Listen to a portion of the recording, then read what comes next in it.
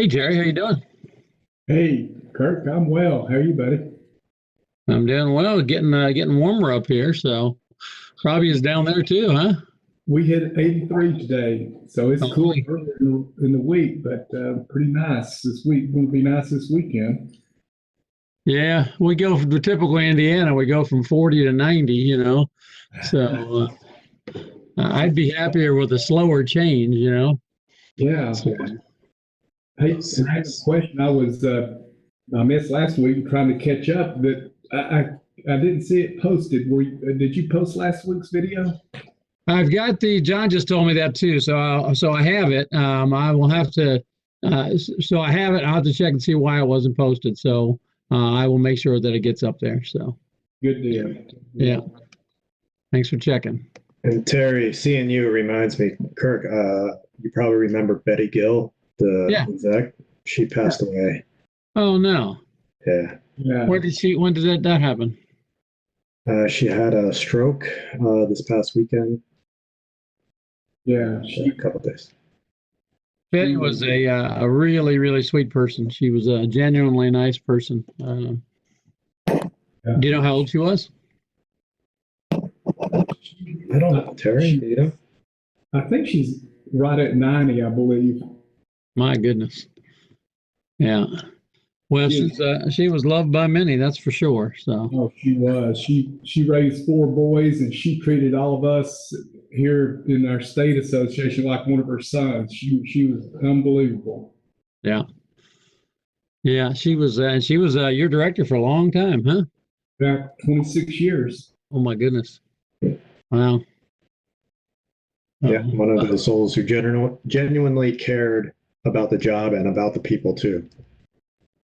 Yeah, for sure. So so first of all, howdy, and I'm sure there'll be more on here in a couple of minutes. I'm gonna do something a little bit different and a little bit maybe a little bit weird, but I'm okay with that. And so to get us started here tonight, so I'm not going to do the whole thing here, but just bear with me. And I'm going to ask you when I'm done with this. I'm going to ask you to tell me why I just chose to do this. So just give me 1 second, please. All right. So all right. So let's start with this. Did you want to be recording yet or no? I'm recording an alternate source, so thank you. Okay. All right. So here's how we're going to start.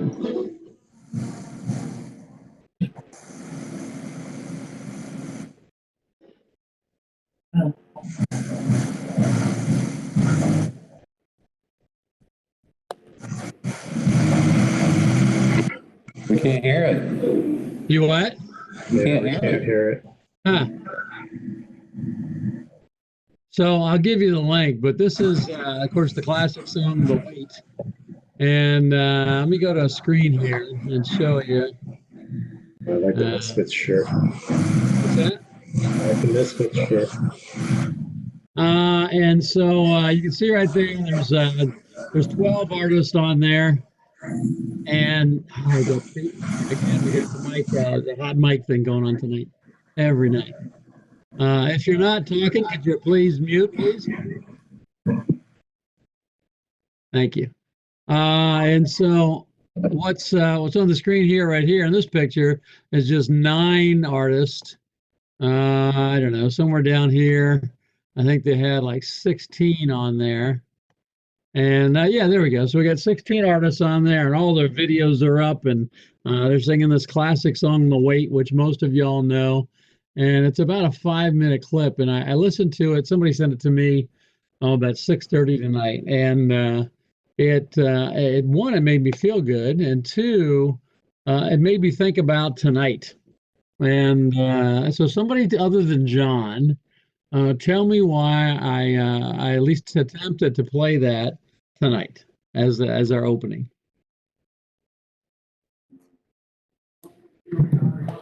Kirk, Nick Davis, MSD. I think it's the big thing is first of all, I think it's been an inspiration. It's the power of collaboration. Yeah. It's the power of impacting. Organizations a lot of times in the construction industry, we don't share, we don't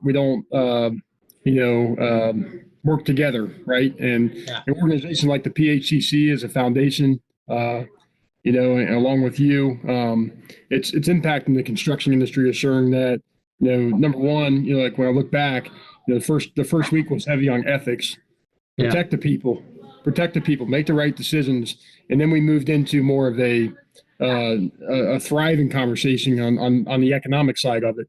Yeah. And I think the overall collaboration and what you've brought together with, when this thing loads up here, I think we're pretty close to having a good majority of the states covered or represented, and everybody has the same pain. This doesn't happen without you going out on a limb, without John and the PHCC Foundation. So on behalf of MSD, we definitely appreciate it and appreciate all the feedback from all the people on the call as well. Well, thank you. Thanks, Nick. I appreciate that a lot. And I think that really does get at the heart of it, because what I really want to do tonight is, and so I'm always 100% transparent, and I think I am. I know I am in my classes and things like that. And so I'll share with everybody tonight that last week I left for the first time feeling less than charged up when we were all done. And part of the reason that I felt less than charged up when we were all done was when we got to the financial stuff, we end up with I ended up with a lot of crickets, and so I feel like we really lost the participation, and it's hard for me. I think I'm a really good reader of people, and certainly a real good reader of rooms, and so I felt like it was probably caused by one of two things: either one, people not interested in the financial, in getting down into a more detailed financial conversation as part of this collaboration, or it was just people feel more self-conscious about digging in on things like that for fear of not having the right answer or saying something they think is stupid. So I'm not sure what it is, and so I left last week a little less happy, and I don't want to be less happy.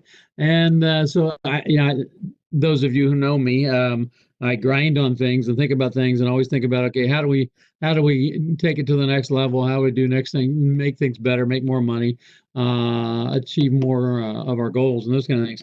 And so I've been chewing on that for a week, including all the way up to today. And then about 6:30, you never know why things happen. About 6:30, a young man, well, depends on how you define young, but a younger man who may someday be my son-in-law, who's a musician in addition to the other things that he does, sent me and sent all of his friends a link on social media to that clip that I was just showing, which is these, I don't know, there were probably 20 really cool musicians at their homes or in their garages, or one of them was playing the violin outside, who got together to do something really cool and harmonize and bring it together. And it's a beautiful thing. And so after seeing that at about 6:30 tonight, I'm thinking that's what this is all about. And I think Nick captured it too. And so that's really what I want to do tonight. I just want to harmonize. I'm not going to teach. I'm not going to preach. I'm going to facilitate. But I really want everybody to bring your expertise, energy, enthusiasm, all those kinds of things into it. And I know you can. And I know it. And I really appreciate everybody participating and coming, because of course nobody has to come at all. And so like Nick said, thank you. I'll thank you as well. I'll let John make a comment now, and then I'm going to move into what we're going to work on tonight. So John, so you have to sing a version of a stanza of The Weight. I actually don't know that version. Unless I hear it, I might recognize it. So the only version I know of a song called The Weight is by Metallica, and I don't think that's the same version. By Metallica. No, it was slightly different flavor. Slightly different. Yeah. But the usual welcomes to the session and thank yous for coming. But what comes to mind as Kirk is talking here, somebody I was talking with about these sessions described these as therapy. It's a chance for people to get together and talk through the issues that they're having and get an expert to help guide them through this crisis, this situation that they're dealing with. And even better than that, you've got the expert here and you have all the other experts who have logged in tonight as well. So as always, I tell you to talk and participate, remember to share. But, you're getting a great therapy session and you don't have to pay $200 an hour for it. I appreciate the opportunity for us to be here and have this and really look forward to each week hearing what you guys are going through so that we can take that information, repackage it, and share it out to an even larger audience to help even more people who are here, and not just now, but going forward through the rest of however long this takes. So again, I thank you all for being here and absolutely for sharing the situations and the experiences and everything that you're going through and helping everybody else here to work through that. Well, thanks, John. And so I'm gonna riff off of that a little bit, and ask a question that maybe you weren't thinking about, John, and probably none of the rest of you, because you don't know what the calendar is as much inside PHCC, and so there is in the PHCC Educational Foundation there's a curriculum committee, and how many people on the curriculum committee, John? How many contractors? I think it's 8. About 8. Yeah. So on May 27th, so a couple of weeks from now, there's going to be a curriculum committee meeting, and they meet a couple of times a year. So I'd be curious from the group that's on this to give feedback to John and to me about. So John, why don't you describe the curriculum committee real quick? So the curriculum committee is essentially the foundation's budget committee, and we take a look at the programs that the foundation is going to approach over the next year and determine where in the budget they can fit or not. And so if there are suggestions that need to be made about what the foundation should be working on over the next year, now's the time, because the budget's being built. Yeah, so with that, then let me ask a question, and I know I'm asking everybody cold, but that's okay. That's let's all join in together. So what would help your companies? What would you like to see the curriculum committee do that would help your companies over the coming year? Because it is a budget meeting, and they allocate the funds that they have to programs, and I don't know what this year's looks like because I haven't seen it yet. But especially considering that the foundation's has been able to deliver some fewer programs since the COVID thing started. What would you like to see? How could the foundation help your companies in those in educational programs? Any thoughts on that?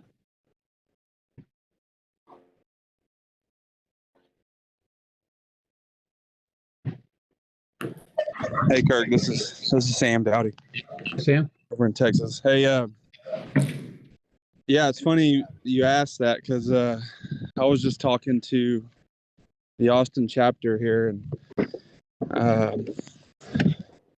I was talking about we have a guy here locally, Michael Harkins. He's all about teaching business class, and I was telling him, I was like, we're doing we got the PHCC apprenticeship class that just came into town. Yeah, in Austin. We're not promoting that. Sorry, I was hooking up my RV, so that's okay. A little tired here. Maybe you should get Liz to help you. Yeah. And so we were talking about that, and we were also talking about, other things like business class. I mean, I'm gonna say, like, everything that you threw at us last week. I called my CPA like the next day and was like, I don't know about any of this. You're not throwing ratios at me. I'm gonna dig into all that stuff that you sent. I just haven't had time. But it's really gotten me excited because I don't want to be in a conversation with somebody like you, another businessman, and not know those numbers. So for me, it's last week encouraged me to dive in a little bit more. So there's that.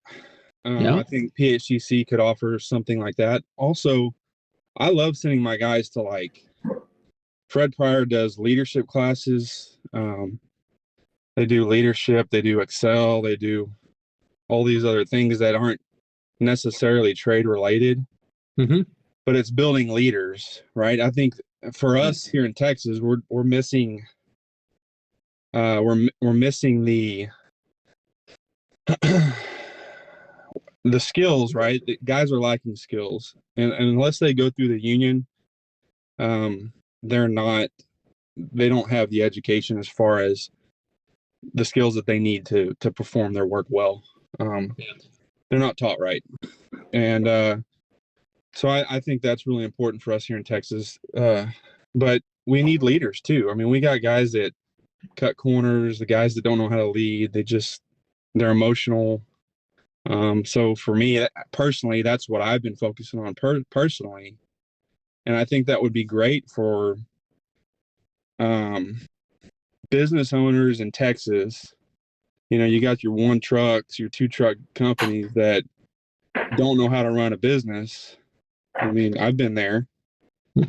And, I think getting a kind of not looking away from the trade and the skills, the apprenticeship courses, but looking at other things like leadership, like Excel, like business, those sorts of things. Okay. Very good. Thank you. What about the rest of y'all? What would help your companies next year that the foundation offered it? All right, Kirk. Nick up here in Wisconsin, your favorite. Don't be mad, John. Apologize already, but I'm not a mechanical guy. So what are you currently teaching right now? And what's your kind of curriculum that you're doing right now? Yeah, so I'll give you some of it, and then John can give you some of it. So what we do is we have a 4-day project management class that we do on site once a year in the spring, and that's in March.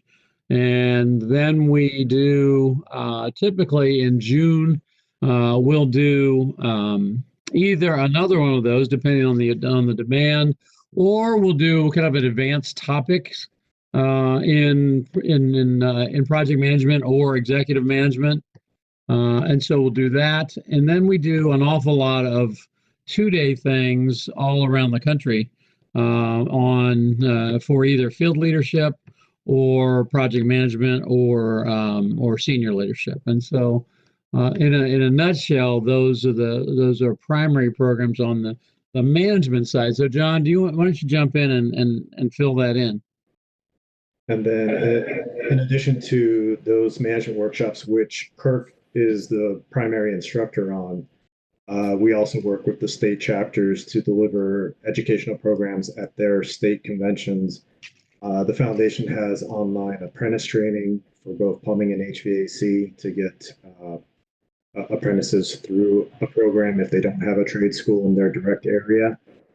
Soon we'll be bringing online a training program for service and repair technicians to get them up and running within a year to 18 months to be able to be in their own truck on their own. And then it's a lot of career development, personal development training courses. versus the association handles more of the business development side of things these days. Yeah. So, well, thank you, John. So let me ask, well, before I should ask everybody else another question, but I want to find out if there's any other answers from the group here. What? I guess Go ahead. to go along with that, I mean, what you're teaching right now, this survive and thrive. Yeah. I think you could definitely spin that to, show the foreman, the project managers, a different way of looking at things. I mean, you're always going to run into some issue along a project that someone's never seen.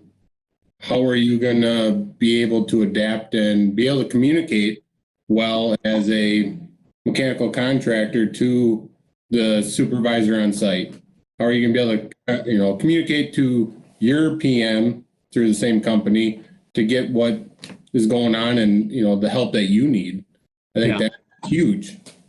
Well, yeah, and thank you. And that leads me to another question to the whole group here is so what we've been doing here for the last X number of weeks, maybe in a slightly different format, maybe in a slightly different duration, those kinds of things. Would you either take or send people to, or have people or offer to people to take things if they were delivered in this modality?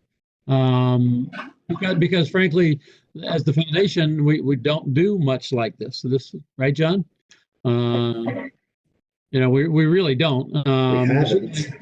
Yeah, we haven't until recently. But so in a nutshell, would you all send your people or yourselves to other classes delivered in this mode? Yes. Okay. So that's one. So Nick, you're gonna have to send a lot. I guess. We're a small company. I was hoping like Jeremiah would jump in, and MDS over there, but no, nobody else. Nobody else? I'm game for that. I would say we would too. It's going to be crazy depending on what level you're sending, I mean, we're seeing it right now. We got farmers out on site that they never used Zoom before or anything like that, so it's a learning curve, but they're all smart guys and gals that are out there. They're going to catch on quick. Yeah. If you get them in front of it and do a couple meetings with them, it's a cakewalk, and I think stuff like this where you have other professionals, the same caliber, some better, whatever. But like you always say, everyone's equal. No one's better than anybody else, but to be able to bounce ideas off of Jeremiah just because you're on the screen there, and John, I mean, it's huge. And it really lets you open up and just, hey, here's my problem, we're running into the issue with COVID. What are you guys doing? Yeah. I mean, and that's awesome to be able to do it. I mean, to get the different perspective from different cities, different states.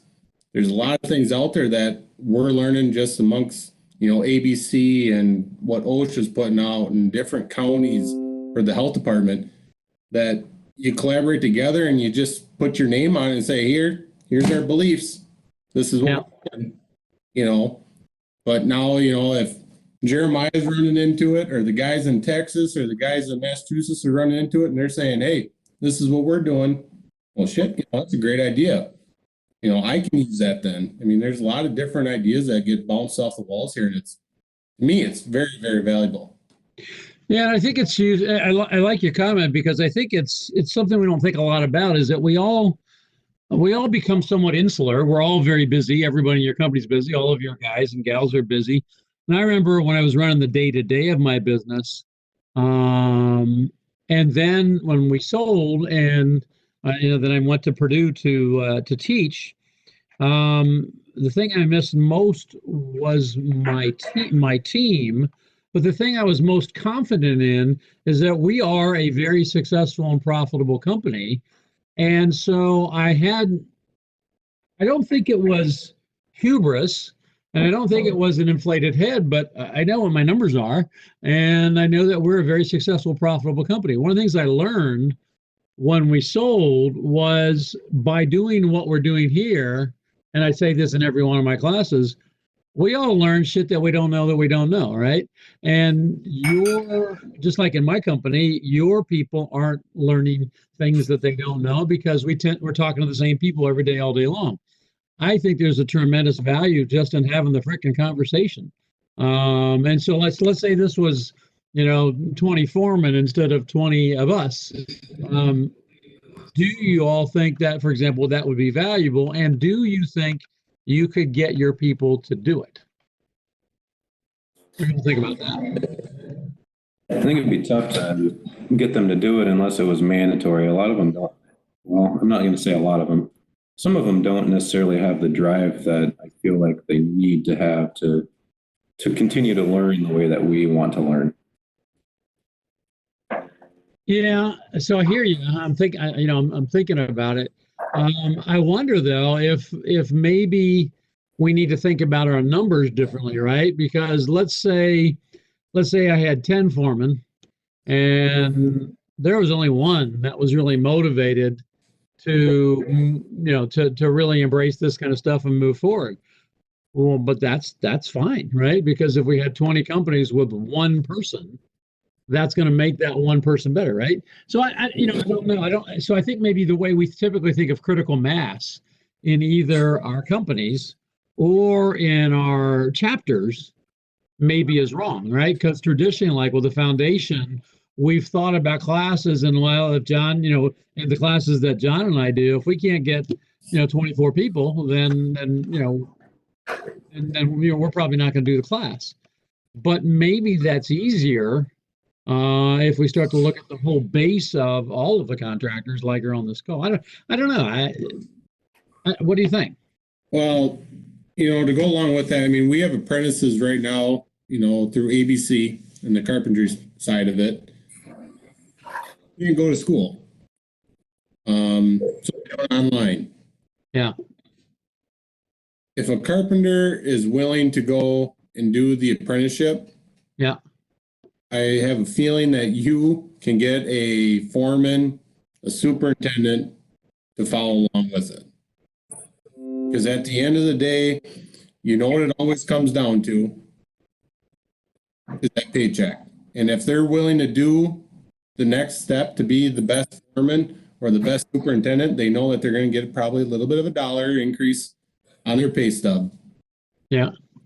And that's what's going to drive people eventually. I mean, that's how it always goes, is paycheck, And if, like you always said, here's your window. If you start out here, you can get to this pay level, but until you do the next step, you can't go to that next bracket.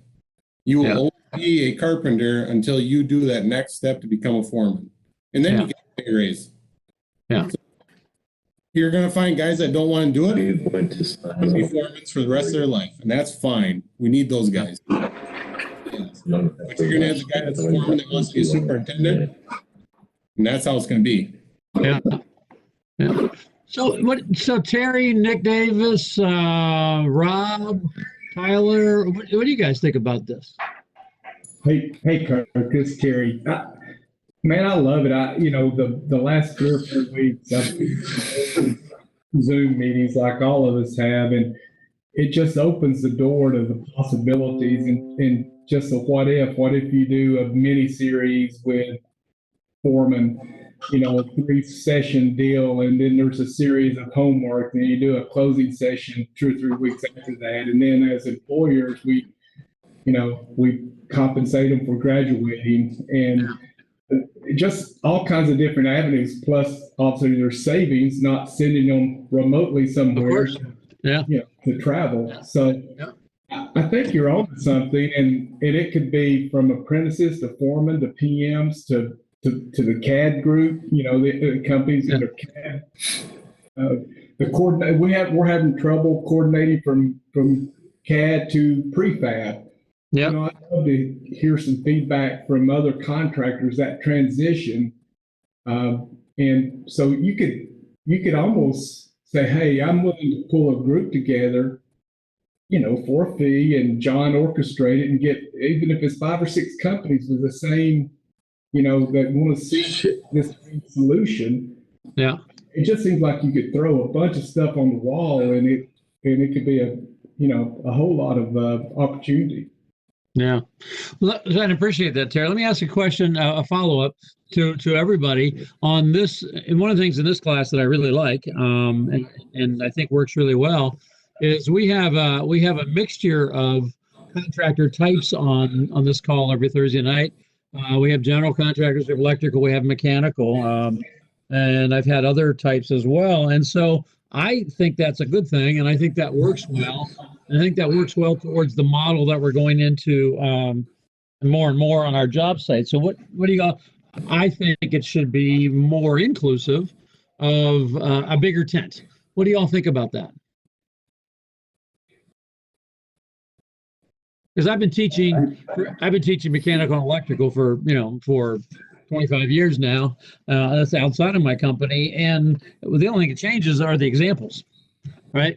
And then when you throw in some crazy contractors like Nick, or crazy GCs like Nick, I think we get useful dialogue, including from that perspective. What do you think? I was just going to say that, Kirk. I feel like that does add a whole new dynamic to the situation. Like you can have people expand on this much differently than what you might be used to. You're used to doing things from your own group, and so to hear from outsiders what they're dealing with, how they're dealing with things, it's good to have that perspective.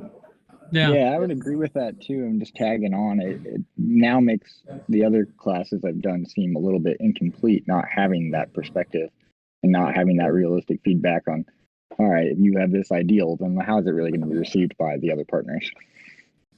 Okay, good. Thank you. Let me put John and Cindy on the spot, because I saw Cindy was on, and probably neither one of them are going to appreciate me putting them on the spot. But we're all doing the weight tonight, and so I guess what I'm seeking information on and getting some good feedback on is, might we or should we go out on a limb and expand and make the tent bigger and do this kind of thing at different levels and with different topics, like foreman, owners, project management, coordination, like Terry's talking about, pre-construction, all those kinds of things, but not just with PHCC members, but with the big tent. What do y'all think about that? Hi, Cindy. Hi, Kirk. What do you think about that? I'm always willing to pilot something and see how it goes. What's John say? The most important thing is always getting people into the room, because we know when we get them into the room that you get a good situation like we have here, where somebody has the personality to talk and to really draw out those conversations and get some things going. That synergy between the different types of audience, between subcontractors, general contractors, and the other folks that we're talking about. So that relies on being able to get those people into the room. But yeah, if there was something where you can throw out there, hey, on Thursday night we're going to be talking about this topic, the transition of CAD to prefab. That's something that you're interested in, jump in and we'll talk about it for an hour. If you can hit enough people with an invitation and you get a percentage of them to lock into that, that's interesting to everybody involved.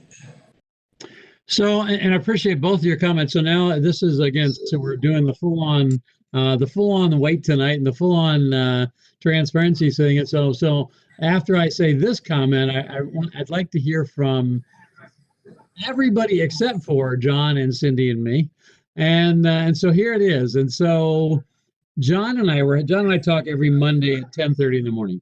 And it's a standing weekly call, and I've got standing weekly calls with a number of people, and John is a very important one to me. And we've been doing that for many, many years. But about the third week of this program, John and I were talking on that Monday call about this class, which I was very excited about and still am, and I thought was going really well. And as John and I were talking, John was a little frustrated because what I was pitching to John was, hey, we could do this or we could do that, we could blow this out, so it's really a marketing strategy kind of discussion we're having. And John was a little frustrated. I don't think it was me at that point. Somebody, whoever that is, can you mute your mic? Is that? I think that's Dan, isn't it? Yeah. All right. I think I just muted it. So John was a little bit frustrated, and the reason he was frustrated because at that point on this class we were getting about 40 people, I think, on each Thursday night, and it's interesting the perspectives because I was and am thrilled with the turnout that we were getting and are getting, but John was frustrated because he had sent out a mass email to how many people, John? Over 5,000. Yeah, so John had sent out, a mass email to 5,000 people, and he was frustrated because we were only getting 40 people. I was thrilled because we had 40 people, and it's just a matter of perspective. And I actually misunderstood John's what appeared to be reticence to move further with talking about how to expand this way of communicating contractor to contractor, and I interpreted that way. And then we talked later, and John's frustration was the typical foundation or association frustration with any association. Executive will tell you this, is that with contractors, you have to send out 5,000, and then you have to follow up with phone calls and or emails and or, God forbid, faxes to get 24 asses in the room. Would you agree with that in general, John? Yes, and the people that should be in the room that you've communicated with a bunch of times still don't show. Yeah. So that's the frustration of the association or foundation exec. So I want to put it back out there to the contractors is if you think that doing things like this, collaborating like this through WebEx or what have you, is useful to you and or your people, how do we solve the problem of John's frustration and quote filling the room?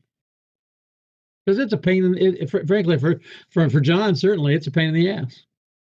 And so it's kind of like, well, why throw a party if you have to work that hard to get people to come?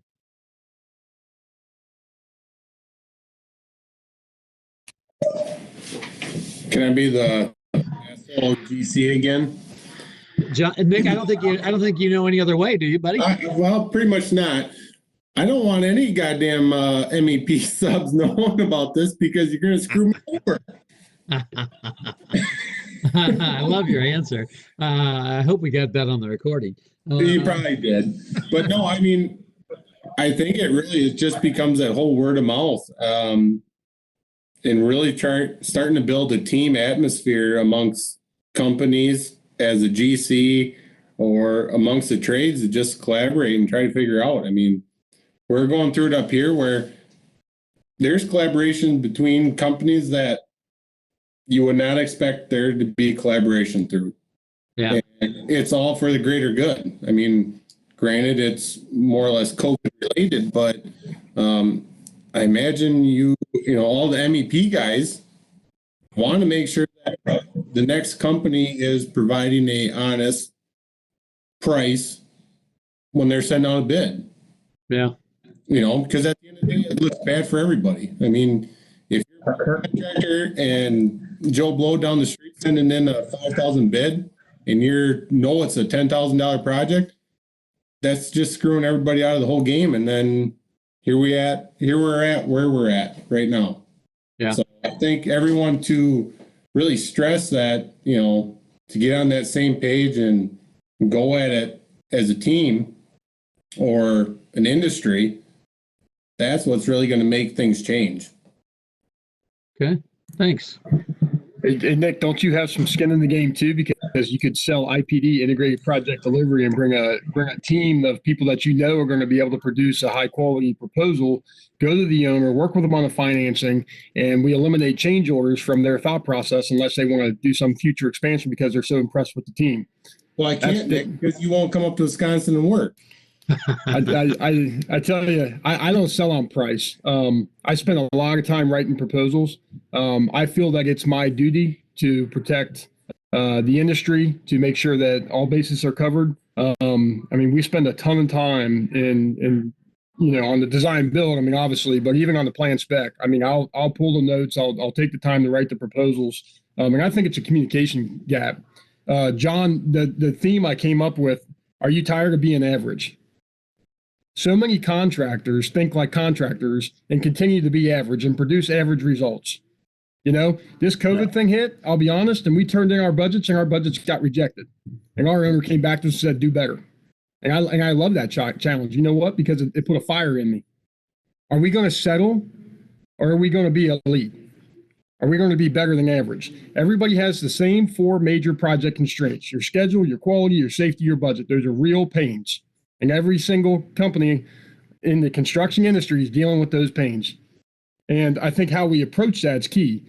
My other thing for a class, John, is I think it's the thing that has me concerned is how is the code going to change? It may be 3 years down the line, but the codes are going to change. PHCC has produced the articles. Purdue University has produced the articles. The code will change. What are we going to do about ventilation? What are we going to do about these facilities when the next epidemic comes? And we open these facilities back up and we put everybody in jeopardy because we're not communicating as an industry. So and then the other thing is you got the code compliance that we need to keep a pulse on, and we need to share to make sure that it's a liability standpoint. PHCC members across the nation and spread the word, grow the foundation so that we can make sure that we're protecting the public. And then the other thing is technology advancements. I had a pretty good, I had an electrician from one of our projects we're working on, and they're just now getting into the Trimble. And I'm like, it was pretty crazy. Like, you're just now making your first purchase and they're nervous. But you know what? I commend them because they called us and they say, hey, I know you guys, you use your Trimble. I see you guys out here. Your crew's running there. What does that look like? And we had an awesome phone call, several phone calls with them and helped them make their first purchase. And now they're working with our coordination team to load that. That's what it's about. It's about not being average. It's about sharing and getting people to rise to a level that you didn't think you could get to. There's a learning curve with that, but look at the production savings. And I think I'm looking at this VDC modeling. So we get this model. Well, what's it going to look like a day when we don't have estimation anymore? Yeah. When you're loaded with your labor multipliers and you load in the model, and our coordination team is coordinating it, and it's spitting out a bid with your factors.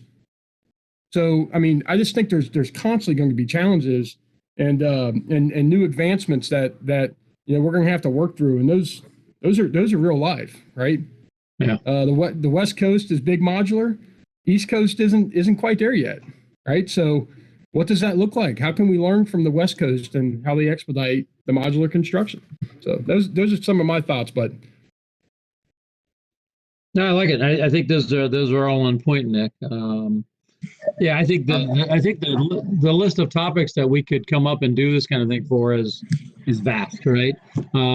Because the industry continues to change. I always call it, blocking and tackling and back to the future, right? So, because we all constantly have to train in all of those things, but the industry continues to move fast. I like your idea of, are you tired of being average? It makes me think of a book, Good to Great, not Good to Great. Average is Over by Tyler Cohen.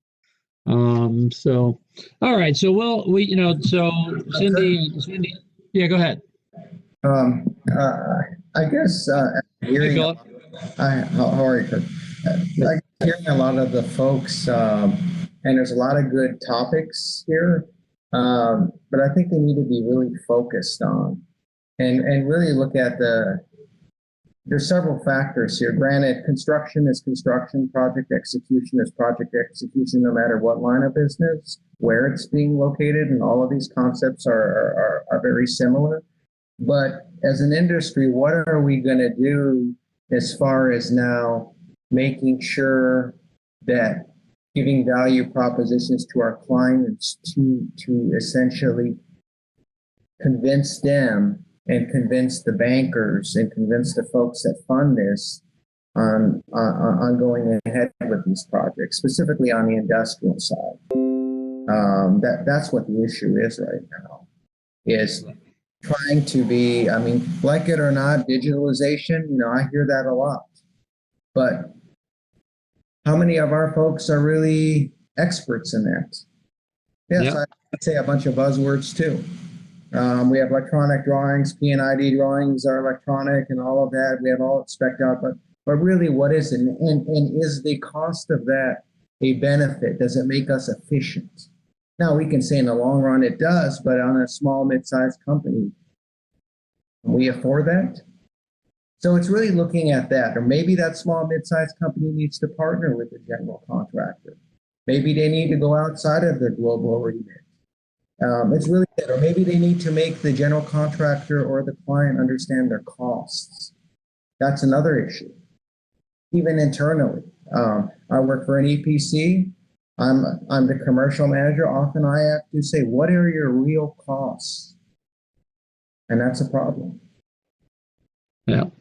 Well, I mashed up the two ideas with Nick's comments and Philip's comments, is that it comes back. I think a really important thing that the whole industry has needed to focus on for a long time is how do you make money? And how you make money is by solving other people's problems. And so you demonstrate your value proposition by showing your potential customer how you can solve their problems. I think that gets right back to Nick's comment. So I think Nick and Philip are right in sync, and that matches up with what I've always sold is this isn't about me. This is how can I make the customer's life easier and solve their problems, and maybe even problems that they haven't anticipated or don't even know they have. So yeah, again, those are all, I think those are, I like also Philip's comment about what does digitalization look like for the small and medium-sized contractor, other than the old topics like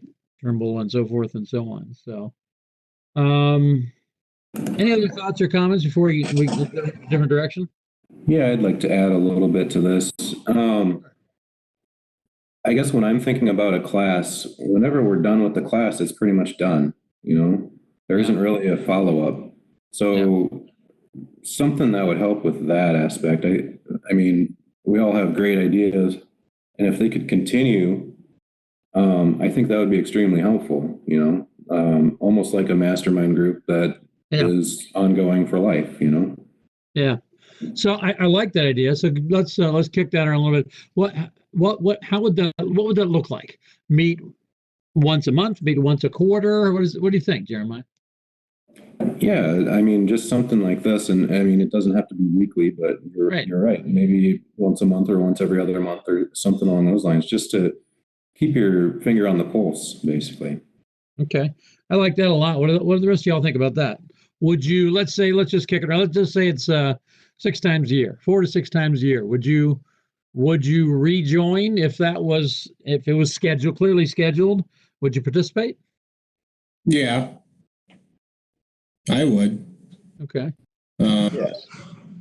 So that's now 2. Yeah, and that's the thing is, to be honest with you, I don't know how anyone is not saying yes to it. To be dealing with a bunch of professionals in different trades.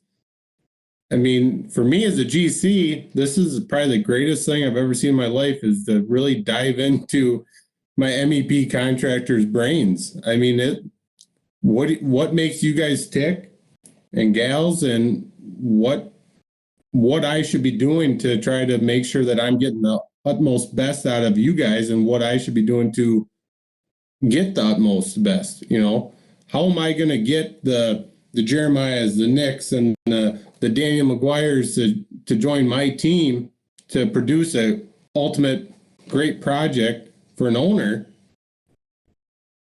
Right now, I know how I'm going to get you guys. I know what's making you guys tick as a person and as a company, and that's great for me. So don't allow any more GCs on this conversation. Nick, where are you in Wisconsin? The Northwoods, Eau Claire. Okay. How far is that from Madison? Oh, you're about 2.5, 3 hours. Oh, quite a ways. Okay. All right, Yep. gotcha. Yeah, we're towards the Minneapolis side of the state. Okay. All right, good. All right. So I actually, so while you're up, Nick, I actually had somebody reach out to me after the last class about you. Nick Davis or Nick Hanko? You. Oh. Yeah. Now wasn't it you that had somebody in your company who tested positive? Yes. Okay, so they reached out to me after that class, and they said that I didn't give you enough time, and that they would really like to hear a little bit more about what you guys have done and how you are experiencing that. So could you give us a couple-minute update on?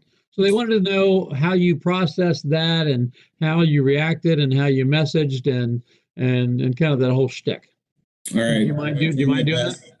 I'll try my best. Be honest, this whole COVID thing is a complete shit show. Yep. No one has any answers, as everyone on this call knows.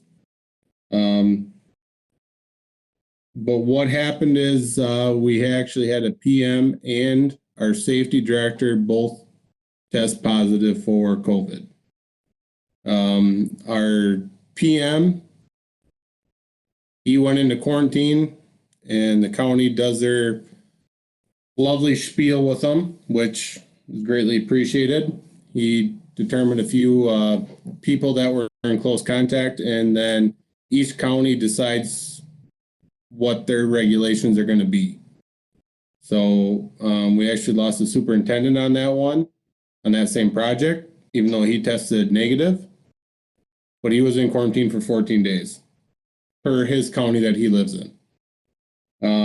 Our safety guy, he got tested positive and he's been on quarantine. Luckily, their quarantine lifts this week, if not, tomorrow, I think, is the last guy that comes off quarantine.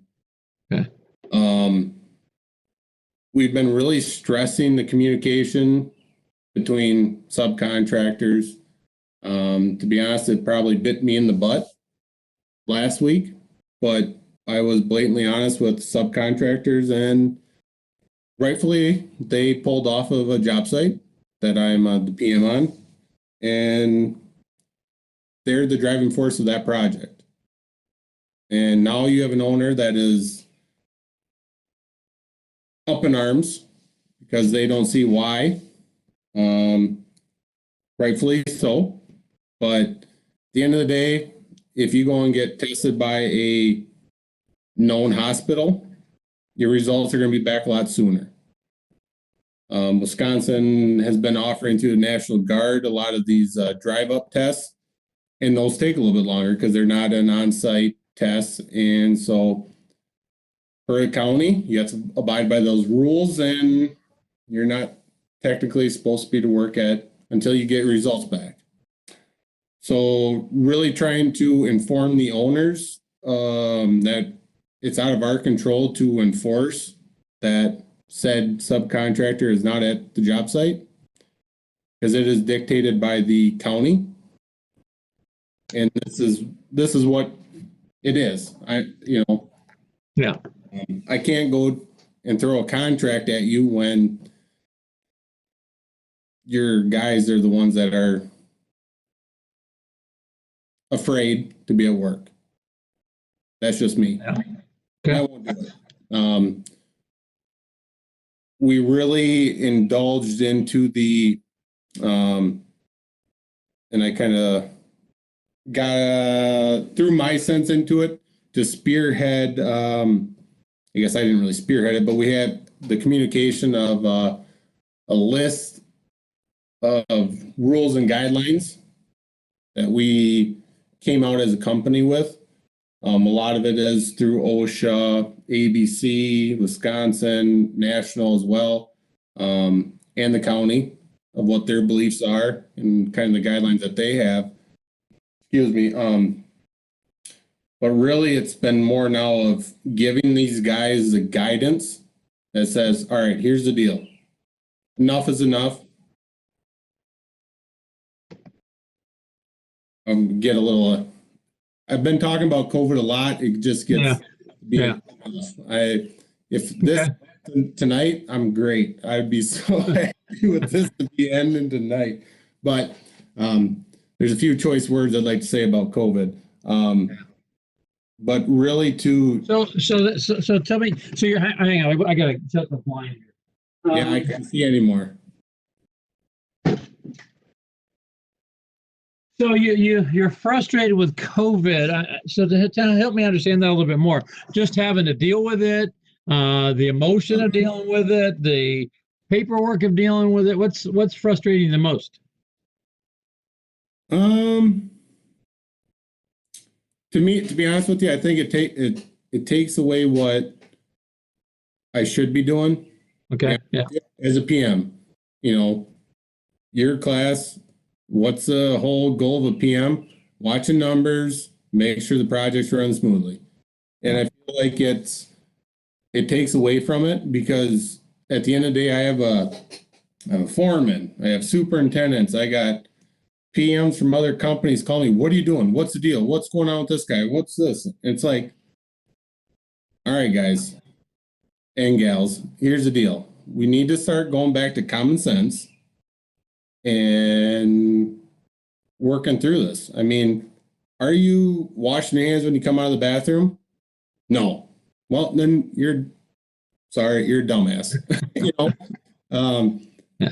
You washing your hand? Are you cleaning tools if you're going to be trading them with other guys or gals on the site?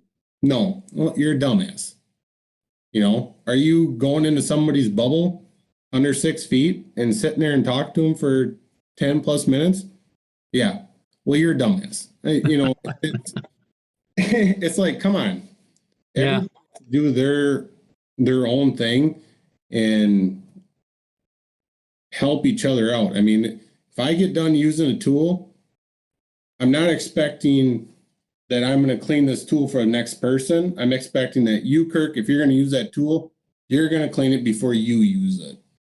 And, I blatantly told my superintendent, I said, here's our new list. I'm going to highlight main rules that we are going to enforce to the end of time. Yeah. The other guidelines. And that's just how it's going to be. Our own employees as carpenters, plumbers, electricians, stone guys, whatever it may be, this is how it is. I'm done with it. It's one and all. And if you, Jeremiah or Kirk, have a problem with it, we will discuss it. And if I have to start bringing in the contract at that point in time, be like, guess what?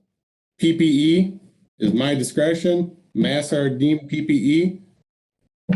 Well, now we're in infringement of the contract, and then we're going to have to go that route, which is unfortunate, but it's getting to that point, to be honest with you, that you're going to have to start pulling the contract in front of people. Yeah. So I get that. So you're done with managing it, right? Right.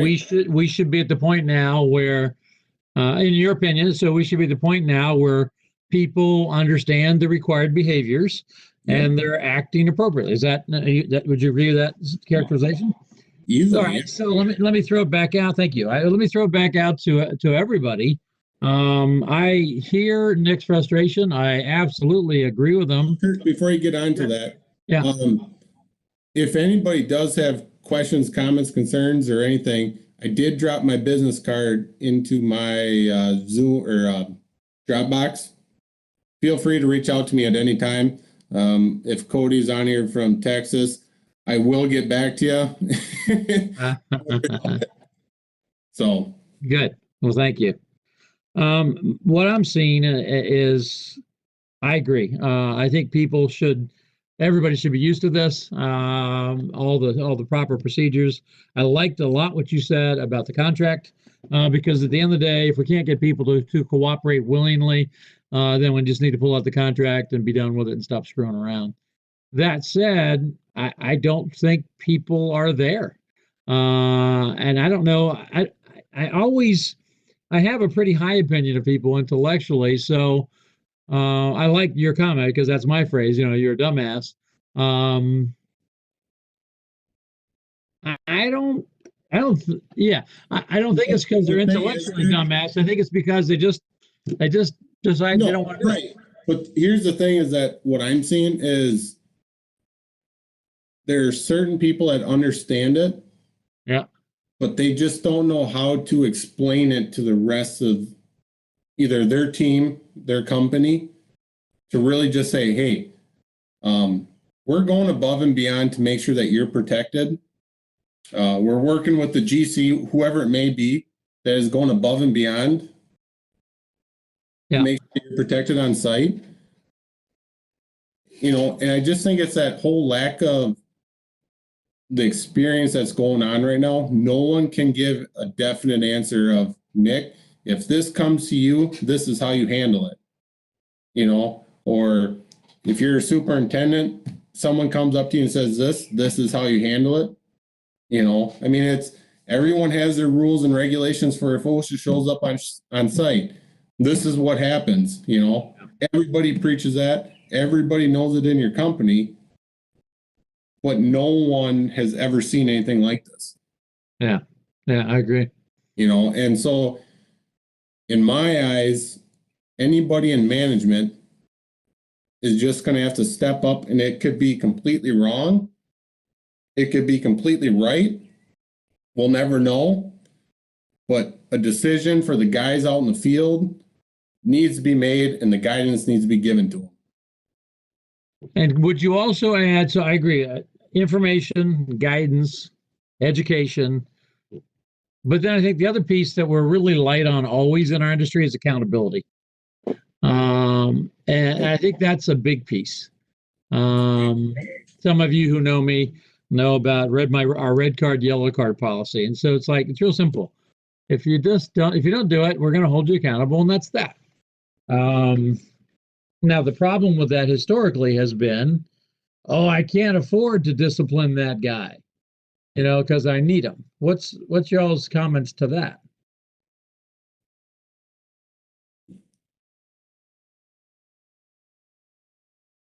We've never, that's been in our experience, never had better outcomes than when we hold people accountable.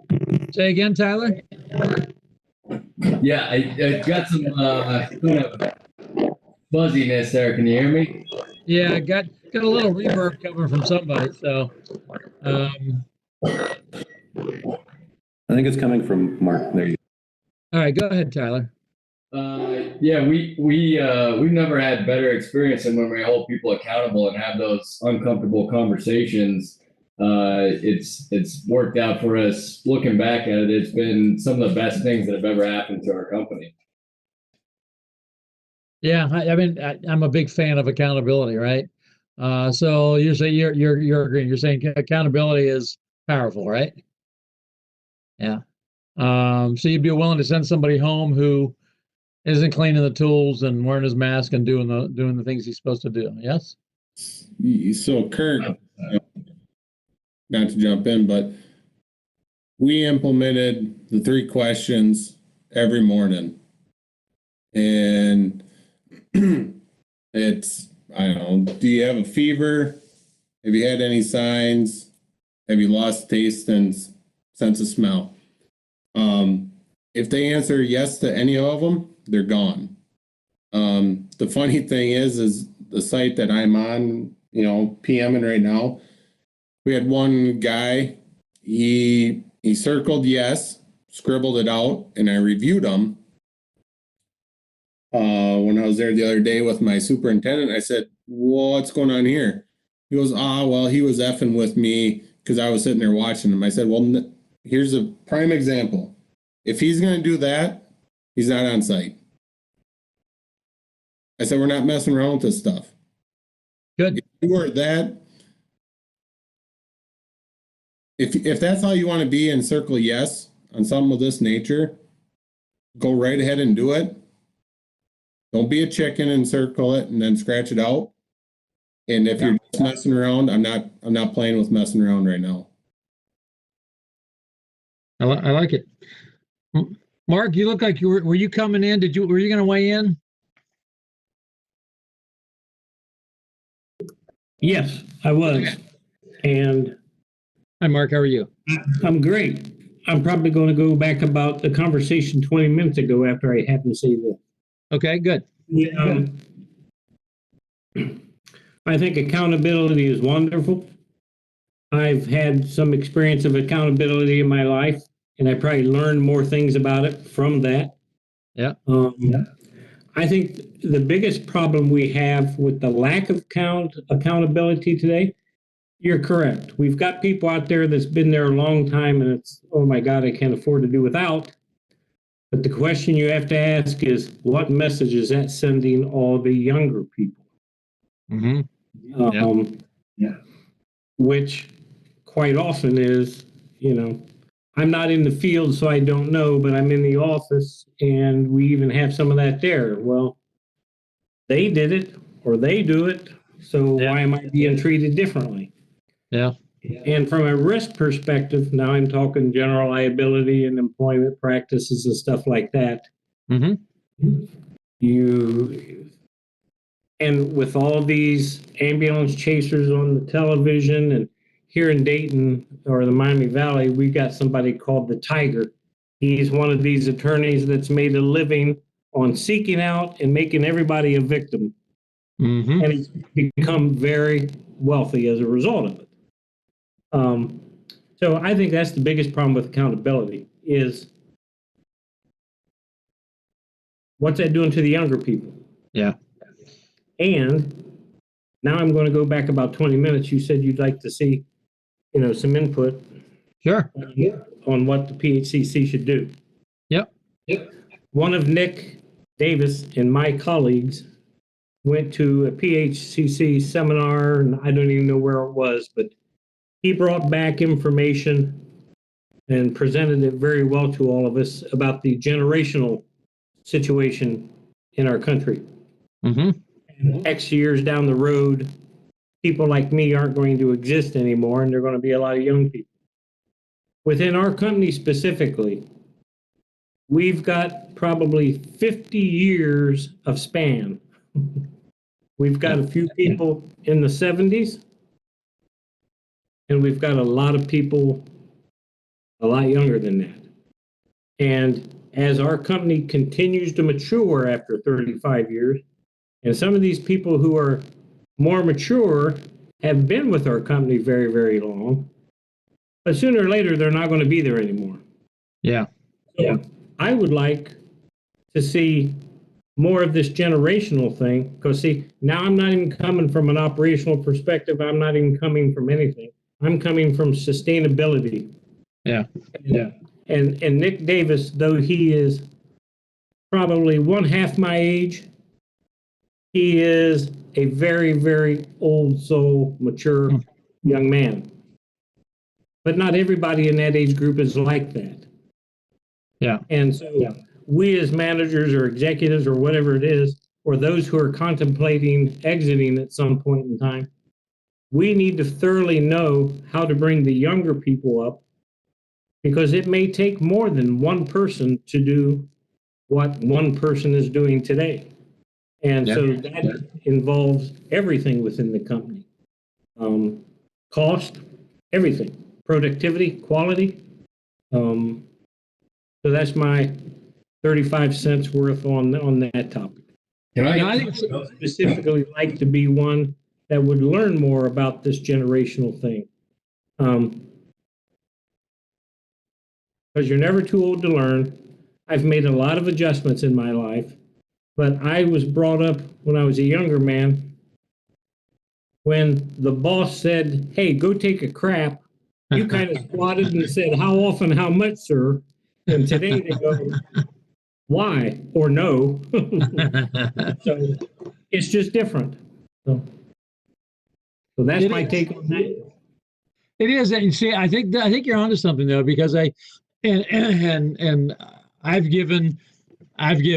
talks like that at conventions and things like that on generations and all that, but period.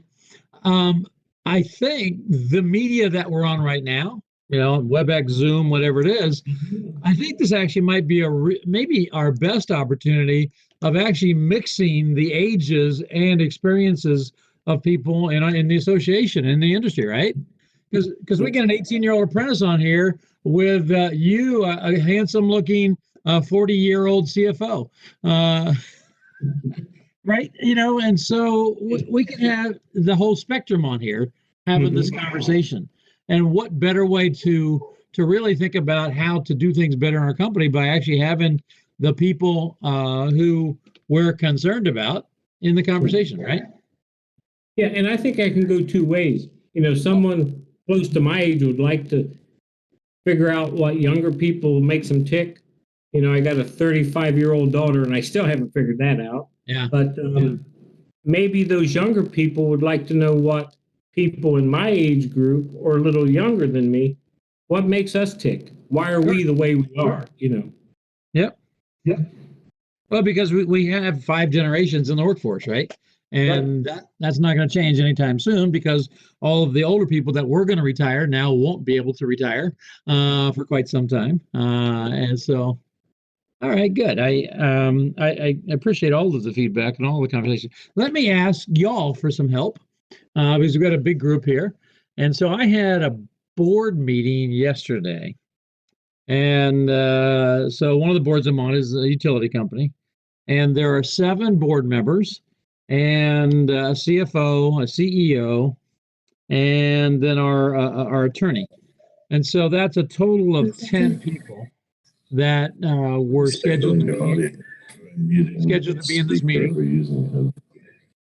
Dan, can you mute your mic? I'm trying to. So you're going to have to we have a prize for you. But so there's 10 people in this board meeting, right? And so this is a board. It's a real deal. And so I attended from video, like we're doing here. And our last board meeting, everyone attended via video, except for the board chairman, the CEO, and the CFO. So I was shocked on Wednesday morning at 9 o'clock, yesterday morning at 9 o'clock, when I called in on WebEx for that meeting. And of the 10 people that were scheduled to be at that meeting, there were only 2 of us that came in via video, and the other were sitting there in that boardroom, not chair next to chair, not 6 feet. And then, of course, as you're watching as this multi-hour board meeting goes on, then going over to the coffee pot and standing next to the coffee pot, getting a cup of coffee, talking to each other, and there wasn't a single mask in the room. So I'd like y'all, to help me in how do you think that we should respond to each other? And you can use this example in me in your answer. So yeah, so that was the situation yesterday. And I was appalled. And we got another meeting coming up in 2 weeks. And so now part of me is thinking, well, heck, if everybody's going to physically be there, maybe I should physically be there. But if I were to be there, I wouldn't be there without a mask. And I don't know how to be in that board meeting and maintain social distancing. It's physically impossible in that room. So y'all help me out. Give me some feedback. All right, well, thanks for the help, guys. This is Rob Smith. Not that I was in a board meeting today, but I actually was in my office and I sat in the conference room with one other team member of mine, and I did have a mask. And I mean, what, I did have a COVID scare. Everyone that doesn't know me on this call, I did have a scare, but I tested negative. So I'm a little bit more, I guess I practice the rules a little bit more with masks and things. Yeah. So the kid that was in there with me, he was just he sat across the table from me, which was at least 6 feet apart, but I'm pretty blunt. And I just said, what the hell are you doing? Why don't you have a mask on? And he just said, well, why do I need a mask? I'm in the office. And, I really didn't know how to respond to that because, it's like there was only 6 people in my office. We have 25 people that are in our office, but Yeah. I just don't get it. Like I get it. Like if you're in your own little office, you have the door closed, fine, take your mask off. But we're in the conference room, get a mask and put it on. And you've said this a lot, and it makes sense to me that you're not, you're protecting everyone else. You're not only protecting yourself, but you're protecting everyone else. And that's the thing that people don't get. They just say, well, I'm not sick. Yeah. Like, yeah, well, how do you know? Have you been tested? No. So for me, I just bluntly put it out there. I tell people, don't, I have a sign on my office door. I only go in there like once every 2 weeks, but I have a sign, don't come in unless you have a mask on. And it's like you said, it's appalling that people don't take the care. And I'm in Chicago, so it's not like we're in our rates are going a little bit up and down right now, especially with the Hispanic population. It's been pretty bad lately, and they've said it's the Hispanic population of people who can't work from home. So what do you think that hits the hardest? It's the trades, right? So I'm running 5 sites right now, and I'm all my superintendents, I'm running them masks out once a week, because these guys, they don't bring their own damn masks. And you know what, I don't care, but you guys are going to wear them. If I have to provide them, fine. But it's the same thing, boardroom, out on the site. But yeah, it seems to me that the people that work in the offices are a little bit more lackadaisical about not wearing it. Yeah, and I appreciate your comment, Rob. And I don't get it either. I don't know what the solution is, though. As I thought around that room, this board, I am thinking around the room. I'm the second youngest. I know I'm the second youngest board member. And then I think our CFO is younger than me. So there's only 2 of the 10. There's 2 that are younger than me, and then that means there's 7 that are older than me. And one of them has been dealing with cancer on and off for the last couple of years. One of them has had 2 bypasses in the last year.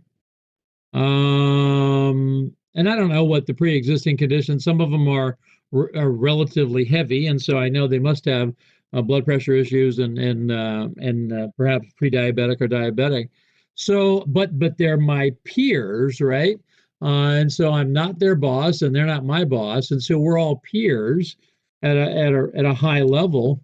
How do I deal with this? I mean, obviously, I'm going to wear a mask if I go, but I'm sure everyone's going to be facing this. So yeah. Kind of ran into something similar with that one. Not obviously to your level, but I told the guys this morning that, we met with all of our carpenters, and we have some tradesmen and Trillium guys that are out there helping on this project.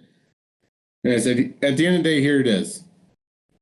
You were all a member of this team.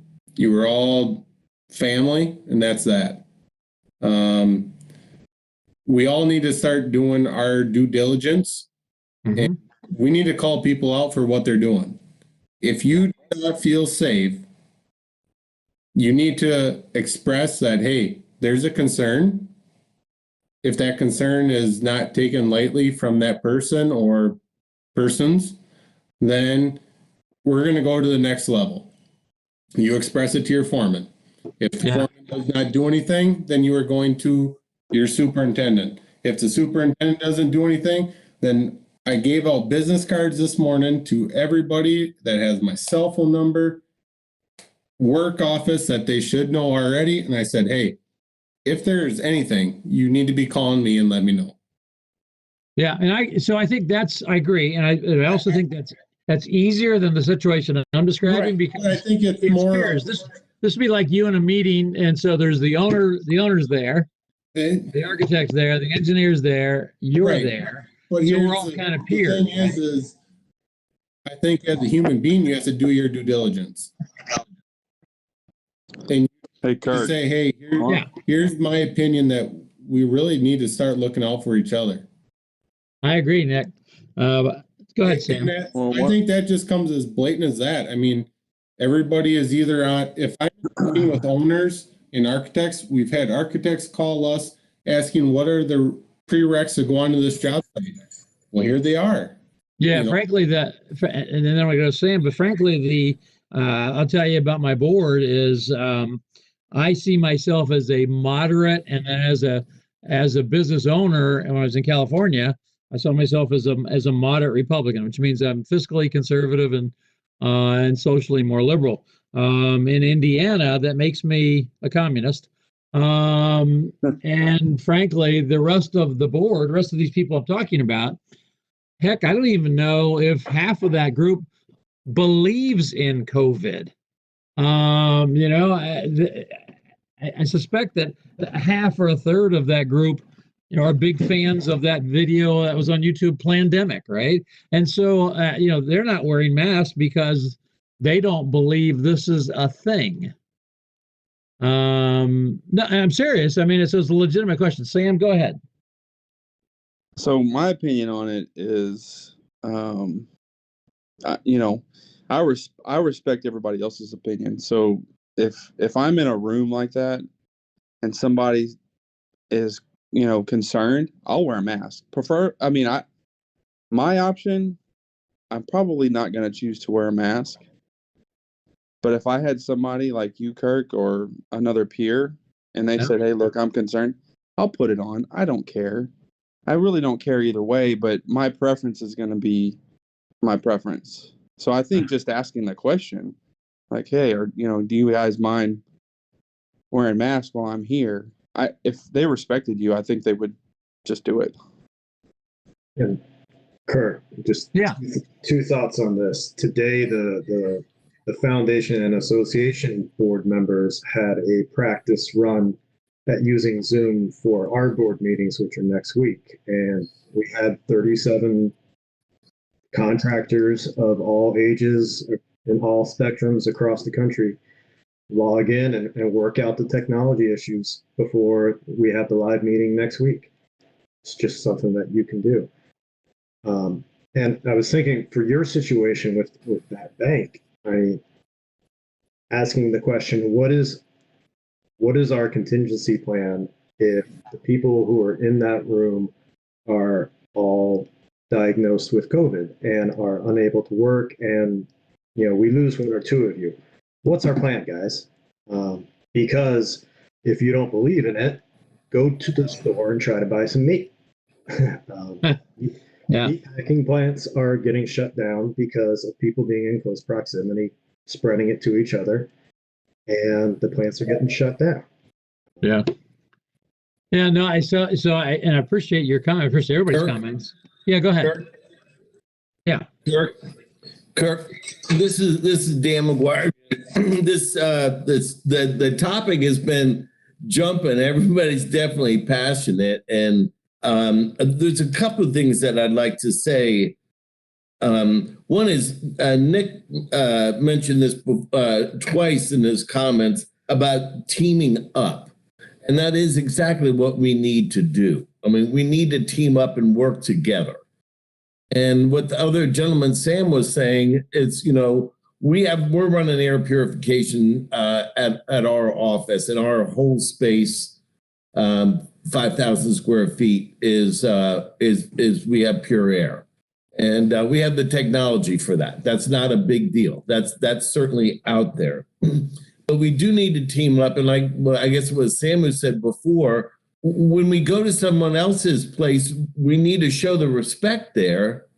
And if they're wearing the masks, and then we need to wear them as well, because it's not necessarily so much as us catching it from them; it's them getting it from us, right? So there's a lot to think about there. We all know what's expected. It's been talked millions and millions of times. To be honest with you, I'm kind of tired of hearing that because it hasn't changed that much. Everybody knows what we got to do.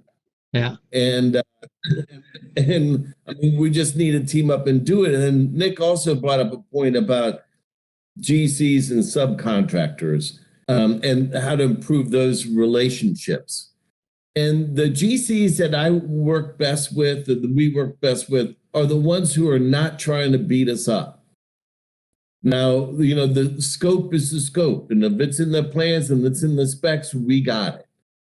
But, you know, sometimes as well, you know, we can work with you on that, or that is a change, or the owner didn't want to pay it, but I think you're due. We can work something out somewhere else. We had a job recently where we had a change in project management, and then in that change, they sent an addendum, and the addendum wasn't picked up. So we started the job. It wasn't big, like maybe 25,000 or 30,000, but that, I mean, it's still a lot of money. And we said, we're always straight up. And we said to the GC, hey, you know, we screwed this up. You know, this was our mistake. I don't know where you are. If you say we got to eat it, we got to eat it. You can work with us, we can. Well, they work with us, and we've been doing so much extra stuff for them.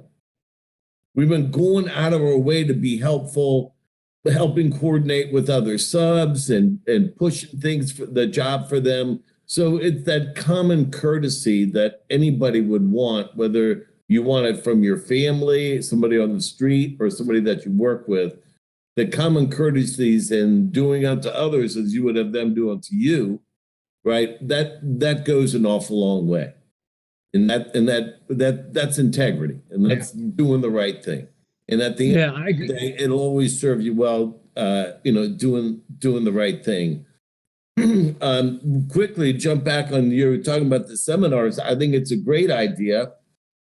But having them from 7 o'clock at night to 10 o'clock at night is kicking my ass. I mean, you're not going to get an employee, very few who are going to sit in from 7 to 10. Now they will, I think it's going to have to be something during the day when they're going to get paid to do it.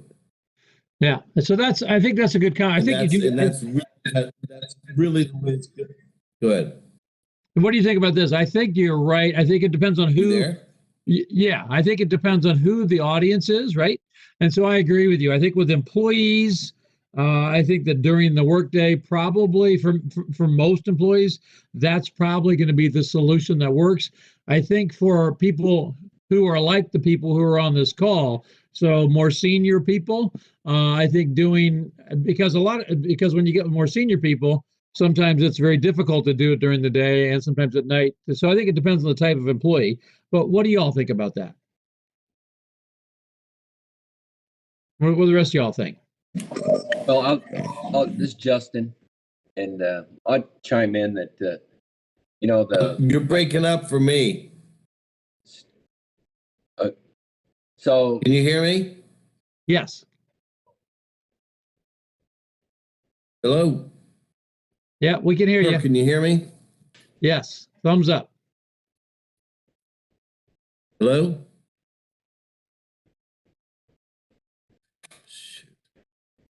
Justin, go ahead. Okay. Yeah, I think for the, you know, I was kind of pondering on that discussion about what the PHCC could do, and with this type of a platform, it made me question whether it would make sense, or would you get engagement with, you know, some peer groups of estimating project managers within these groups, you know, during the day, not huge blocks of time, like 2 or 3 hours, but more of you know, some of the boards that I serve on that have very structured timeline that's going to last, you know, we're going to start at 11 o'clock on Wednesday and we're done at noon every other month. You know, those kind of things seem to make it more welcoming to be engaged and respectful of everyone's time and the agenda and what the points of discussion. I think the other piece of that distancing, I would agree. Sometimes you got to mirror the heightened level of exposure, like you were saying about your board. I serve on a senior citizens board, and for our county, and we met yesterday, and it was all Zoom. But I met on a church board 2 weeks ago, and half of us showed up at the meeting, but we all maintained the 6-foot distancing. But we clearly had at-risk groups that came in by Zoom. And I think you got to be, I'm going to use this biblical phrase here, that, all things to all people. You can't try to drive a square peg in a round hole, but you got to be respectful of each person's space and give them the opportunity to engage, but try to give different venues for that. But and if you feel you're at risk, we want to respect that and provide those avenues.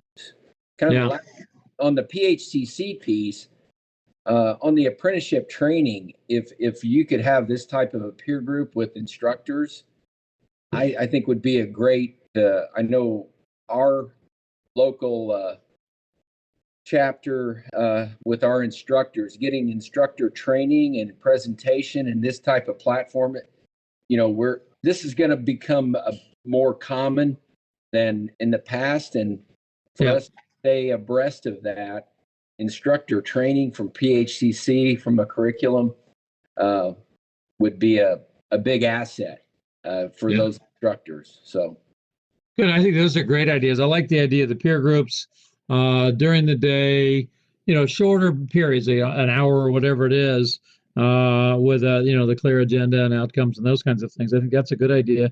I also like your biblical example, Justin. So let me, and again, sorry to everyone, but I think we're all going to be experiencing these types of things. But again, this is absolutely a peer situation, and nobody is above anybody on a board like this, and the CEO works for the board. Justin, I promise you, there are at least three three board members who come to mind right now, who certainly profess to be men of faith, who don't believe in COVID, and who are staunch in their beliefs, and they're not going to wear a mask. They're not going to do social distancing because they're, big, tough board members, and they're just not going to do it. So then what do you do? How do you address true peers in that situation? So I've had that experience, and when they extend their hand in that place, I pause and take a step back, and I extend an elbow. Okay. Yeah. And I'm not going to shake your hand. Okay. Yeah.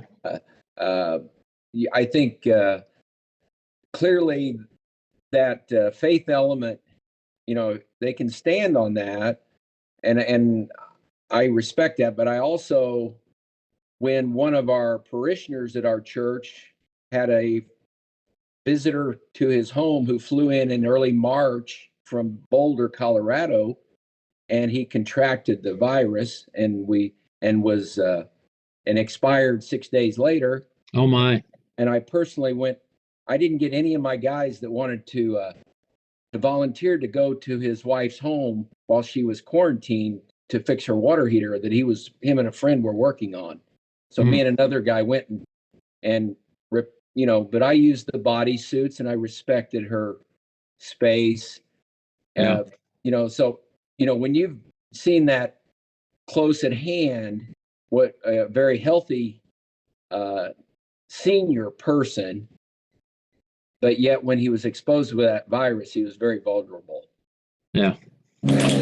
So I could share that, but most of the time I don't go there with him. Yeah. Kirk, Thank you. Yeah, go ahead. Justin, that was a very empowering story that you just told there, and I appreciate you for actually letting everyone know about that. But what it takes me back to is your stories from the ABC class. That little article that you read in the paper for a company I was going to build in Mexico. Yeah. You remember that? I do. I think you do. And I think a lot of the people on this conversation here have probably heard that story. But that's almost where we have to be, is you have to look at people as a culture, and what you did the first few times was a shock to their system. Yeah. And you went about a few other of your projects with that whole a different company there. You went completely the wrong way. And that's why you weren't getting the deal done right away. And that's how you really have to start looking at it, as this is the new culture for everyone. And people need to start owning up to it. And that's truly how I feel about it. Okay. Well, it appreciates everyone's input. So thank you for that. Let's do this. Yeah, go ahead. Kirk, I'd like to say something. If I could fall back a little bit again, we were talking about the younger generation. Okay. And I tell you, to be honest with you, it's a little bit upsetting to me when we start talking about the younger generation and they're not this and not that. Well, there's a couple of things that I've seen. One, that what I've seen is that they definitely work hard, play hard. They're very good at technology. They know how to work faster. They know how to do things better. Let's say this is on the management side and administratively. They know how to get things done faster and more efficiently. And then when they're done, they walk out, which I admire. All right. They're not doing their 12 or 14 hours a day because they really don't need to. So they have a lot of talent, a lot of intellect. They bring a lot to the table. It's not all of them that have a bad work ethic. Sure, some have the silver spoon, but not all of them are. And then as far as the field, I sit on the apprenticeship committee for the Association of Builders and Contractors in Virginia. And so my wife works for the White House and has worked with vets and the Surgeon General. She works for a high intensity trafficking area. But she's involved very much with the services. And so she said, well, why don't you pick up the services? So I've been at it like maybe 8 months now, and I have finally gotten through to the main person in Virginia who's in charge of employing vets. And what I've seen is that there's a need for the vets, and then there's a need for the industry. And just getting that conduit in between is the difficult part. So we've got, I don't know how many, 50,000 a year or something like that who get out. A lot of these vets, I mean, some of them get food stamps. I think we've all seen that in the news before. But, they want to work. They want to be in a team environment, and they're dying for opportunity. They know how to show up. They know how to follow orders. They know how to work as a team. They know how to learn and get engaged. I mean, that's a real source of talent. We're trying to work something here that we're trying to build a program. I'm trying to get a guy from Hensel Phelps who's got a lot more money and a lot more ass than Clover does to kind of run with this thing. But we're getting pretty close, and something's going to happen pretty soon. So it's finding the right young people that want to work. And then the other place that I've been finding talent, and I have for years, is teen shelters. Mm-hmm. There's a lot of teens out there that are A, homeless, or B, abused, or they're abused and they don't want to be at home, or they're home just enough to sleep so they're not out in the cold. And I've hired those guys, and they have been freaking killing it. Yeah. I mean, they want overtime. They want work. They want to take every freaking class they can. I mean, they're going after it. The generalization is the young kids with the silver spoons in their mouth, but everybody's not like that. I don't know how old Nick is. I'd say probably in his 30s, somewhere in there. He seems like he's kicking ass to me, and he's the quote unquote young guy. And those are the guys that are setting the example for everybody else. So there's a lot of talent out there, a lot of resources that we can bring into the trades, and it's just not falling off the turnip truck anymore. Yeah, I agree with that. What about this? So some of the things you said made me think about an earlier question about programs and classes and collaborations and groups and all those kinds of things. Do you think there's a way, because you're in addition to PHCC, so I heard you're on the ABC board. Is there a way, do you think, that we can reach those vets who maybe aren't employed by our companies yet, and or reach those people in the teen shelters who aren't employed yet, and get them into the conversations, and as a result do some training with them, which then will create a digital pipeline that will draw even more of them to our companies? What do you think about that? That's a damn good idea. And it would be first through this guy, Ken Lyle, V3, Virginia Values Veterans. And it would be to go through him. But I've hired a couple vets, and they had a 10-day offload, 10 days. They were in for 10 years. Yeah. And they got out and they're like, okay, this is it. And it's a real world. And 10 days later, they're out on the street.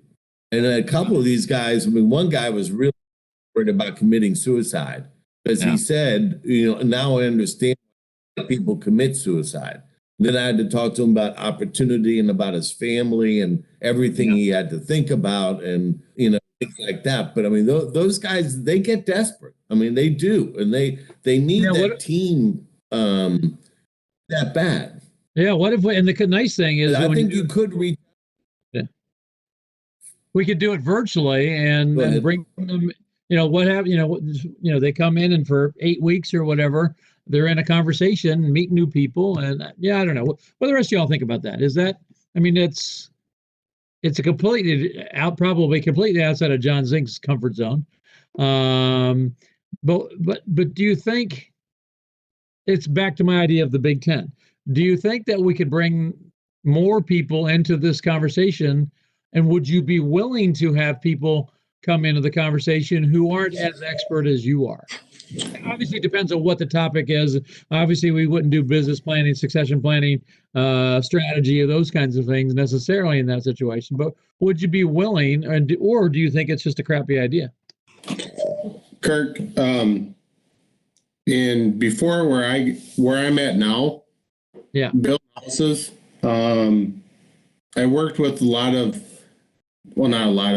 few guys that came out of the military. Mm-hmm. And that's all they did was they built the barracks. Yeah. So I guess I don't know why we're not trying to tap into it. Daniel, Dan, you have a great idea with that. And really, that's a market of guys that should be looked upon. They have the right mentality. They have the team aspect. They need a little guidance, but what guy doesn't or gal doesn't need a little guidance? That's what we deal with every day amongst our jobs. That's being a business person right there. And they're going to show up every day. They're going to be there probably 10, 15 minutes before they need to clock in, and they're going to stay 10, 15 minutes, if not longer, at the end of the day, because that's how they were trained. That's, in my eyes, the best scenario that you could ever get for an employee. Yeah, I agree. Absolutely. All right. Well, good. I think good feedback. So should I ask the third real question? I guess I will. I ask the third real question. The third real question on all of this is, I usually don't beat around the bush, so I won't hear. How do you monetize this, right? And so I'm not talking about, because with education, whether it's Purdue or the PHCC Educational Foundation, both of those entities are nonprofits, right? Not for profits. And so, so they're not for profits, but certainly Purdue charges tuition, and certainly John charges tuition for classes, and I charge a fee for speaking and those kinds of things. And so I don't know what that looks like, because it just hasn't been my shtick. How do you, I'll ask a different question. Is it appropriate to monetize this, one of my feelings forever in my business life has been when you give things away for free. I'm not talking about this, what we've been doing on these Thursday nights, because this has been a really cool experimental kind of thing. But my experience in my business life is when you give things away for free, people value them less. When you charge for them, people seem to value them more, and put the concomitant effort with that. So that's a whole bunch of questions wrapped up there. I guess the question is about the monetization of that, because I promise you, John doesn't have the answer to this question. I don't have the answer to this question. What does that look like? So Terry Self talked earlier about like a little, a short 3-week class with assignments, and then they complete the assignments, come back for maybe one more week and a graduation and some sort of certificate. We are now on our 8th week. So give me some thoughts. Yeah, give me some reactions and thoughts to all of that. So John, hopefully, sorry. What I think, sorry, I just went through this with the training class in service, and it was, I don't know, $800, $900 or something like that. Well, the guy wanted $900 for everybody who was sitting in on that class. And I'm like, well, this is freaking crazy. And we talk about contacting 5,000 people to get 24 butts in the seat to help out the industry and for everyone to learn something. So if you did one charge and we could get in a room where we could have social distancing and the company could bring 3-4 guys in there, and you whatever your fee is, $300, $500, $700, whatever that number is, we'd have more engagement and participation inside the industry. And it wouldn't be, there would be more butts in the seats. That's the thing. And I mean, the seminars, I'm just kind of, I'm working with the apprenticeship committee, and I got a plumbing inspector in there, and I've known him for years, but his struggle with that is the shop class, we're actually building stuff. So that's a little bit of an issue. Now, maybe the company could take that stuff over, and one of your top men could teach these guys, which they were doing essentially anyway in the field. But I mean, I think if you just open it up, you log in $500, whatever that number is, and you bring your guys, and we'll talk over this week, and then the next week we're going to talk about that, and you'll get people coming in and out. And I think you would get more engagement. Okay. All right, good. Thanks. What do the rest of y'all think?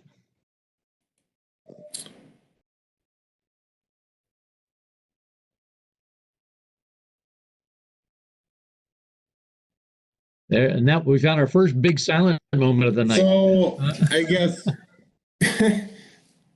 the way I think is, I'm sitting here in my office right now. I could be home with my wife, my little guy, and my dog. Enjoying an actual nice afternoon in Wisconsin for once. But every Thursday, I stay here, eat dinner by myself in my office, because the information that I'm gathering here is worth it. I am very fortunate that there is no dues on this one. If there was dues, I think everyone on this conversation would probably pay some sort of monetary value for it. But that's besides the point. To go to your PHCC classes, my company paid for me to go to the ABC class that you're teaching down there at Purdue. If a company has the beliefs in a employee, they're going to invest the time in them. And I truly believe that if you're not worth being invested in, you're not going to be invested in. So whether it be $100, just your time here and John's time, and whoever else may be working with John on the backside of it, and you, Kirk, I don't see why anybody on this call would ever shake a stick at it. I mean, it's foolish in my mind, but Yeah. you know, I mean, obviously, if you're going to go and start charging 10 grand for this whole thing, I mean, then people are going to start thinking a little bit twice about it. But if it's reasonable to a company where they see, okay, if I send 2, 1, 4 guys to it or gals, I'm going to see the benefit in my company or her company in the long run. It's business 101. You're going to do it. You have to. It's stupid if you don't do it, you know? Yeah. What do y'all think about something like, and again, I'm just brainstorming here. What do y'all think about something like a subscription model like Netflix or whatever? What do you think about that, Jake? Jake, what do you think about that? I think that the idea of the subscription is definitely a little unorthodox in thinking about a class that way, except for that's kind of the new thing with masterclass and similar models, right? And that seems to work well. I wonder if you might lose engagement if you're not committing to certain periods of time. I think it have to be a hybrid. I think you still have to have set periods of times and programs. But I mean, everything else we do in our lives, we do a subscription anymore. You can't have Microsoft without you can't have Excel or Word without a subscription. You can't have Netflix without a subscription. Is that a model? Well, and then I'm just instantly thinking, sorry, just to go with it, that you kind of treat it like seasons then, so you can end it, but you could join mid-class or something. And with classes like this, just being more industry knowledge sharing and kind of group think tank, it's not as big a deal, I don't think, to join in the middle, though it'd be ideal to still join at the start of a class. So, yeah. All right. Any other thoughts on that? I got a thought. Yeah.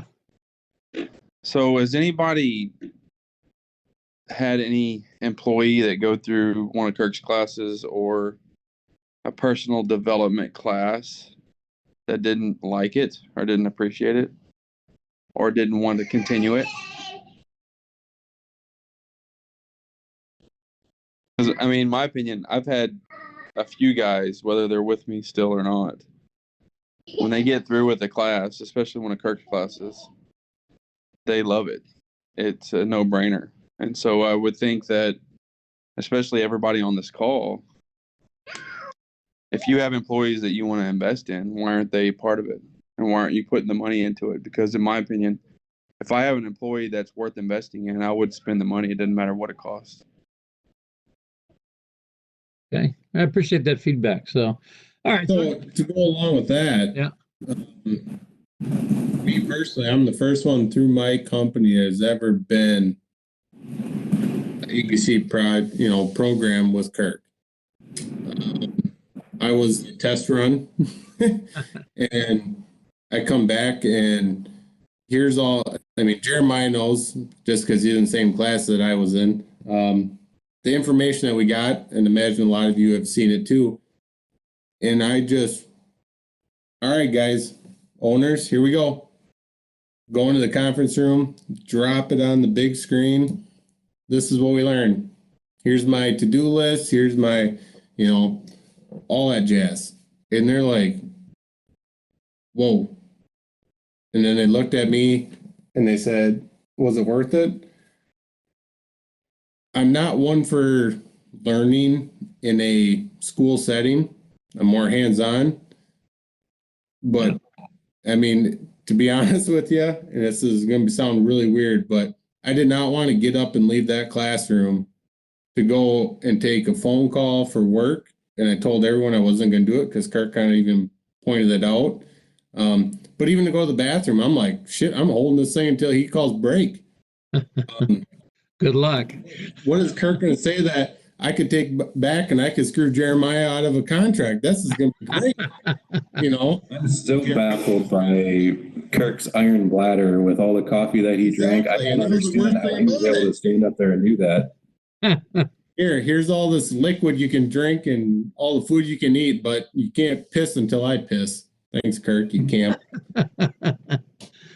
All right. Well, I appreciate that. I mean, Sam nailed it on the head. I mean, I don't think anybody's probably ever come out of a class that you've had 2 cents in that they're not like, I want to go to the next class. I mean, if you're going to keep on doing it, I would be preaching every day to send me down to Indiana and go and just learn from you all day, every day. I mean, that's the thing. And I think a lot of the guys and gals on this class even understand it. I mean, they truly see the value in what you're doing and what, John, you're providing us right now. And if you don't, you need to start learning mighty quick. Otherwise, you're falling behind a lot of subcontractors and your common trade guys and gals in your area that are going to be above and beyond you, and you're going to start falling in the shadows mighty quick.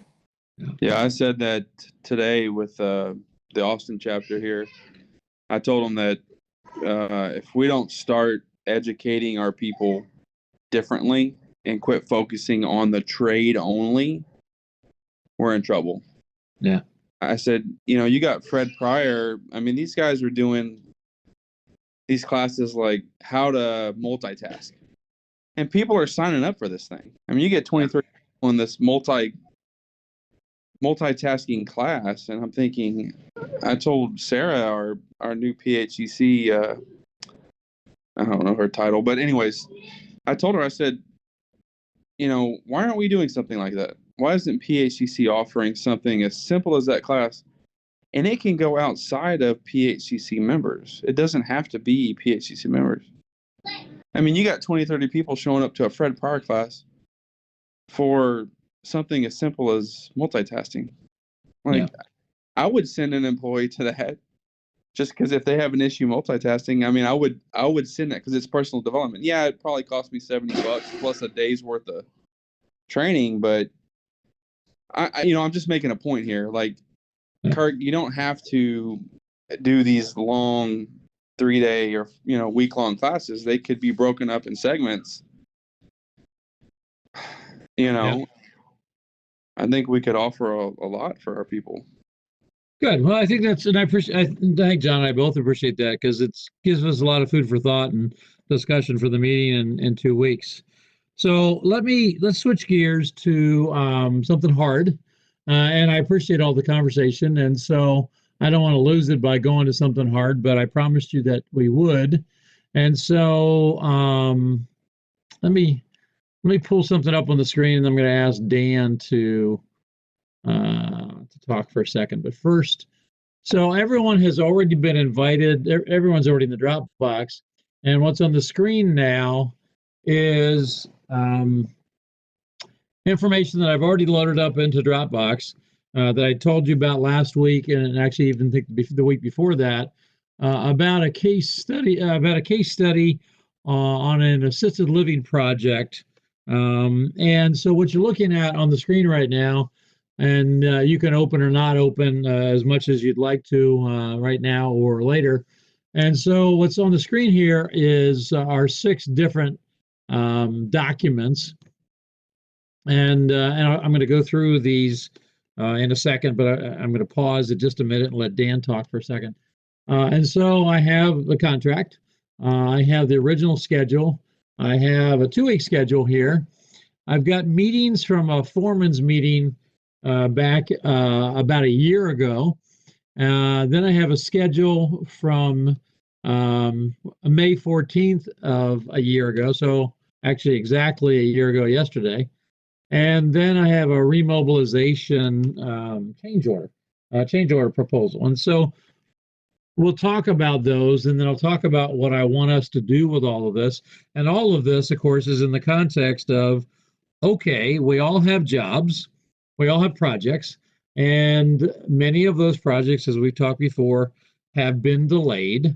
And so what we want to build here is we want to build all of the things that need to be done to, one, both properly manage or handle the customer, but then 2, most importantly, is to how to get the results that we need for our company. So I'm going to unshare that right now, and I'm going to encourage all of you to look at that before next week. But now I want to go ahead and ask Dan to give us I'd ask you to think about an introduction to this project, because Dan's the one that shared this information with all of us. I have scrubbed it, so there's not client information there. But so Dan, do you want to give us an introduction to the project and then an update as far as, up to today on this one?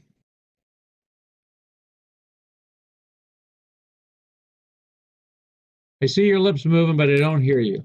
Sorry, thank you. Yeah, sorry. Kirk, first of all, say thank you. Well, first of all, thank you for everything, and thank you for taking the time to do this. And there's no shame in getting your ass kicked. Sometimes you just get your ass kicked, and that's all there is to it. And you just don't want that to happen too often. And if you can save somebody else the trouble, then that's what we should do. So this is an assisted living. It's occupied.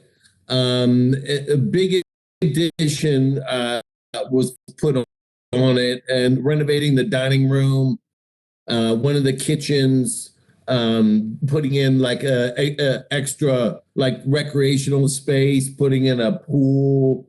It is pretty extensive. It's about $3.5 million job for us, right in there, right? And so anyway, as usual, okay, and I think we can all empathize with this, the engineer drawings were atrocious. And they really did not do the proper research and survey. Nobody pops any ceiling tiles or anything anymore, or really even bothers to look at the as-built that much. They might look at the basic drawings, but they're not looking at the as-built. So we're getting into the job, and my men are good. They're very good. They want to make it happen. They're geared to make it happen.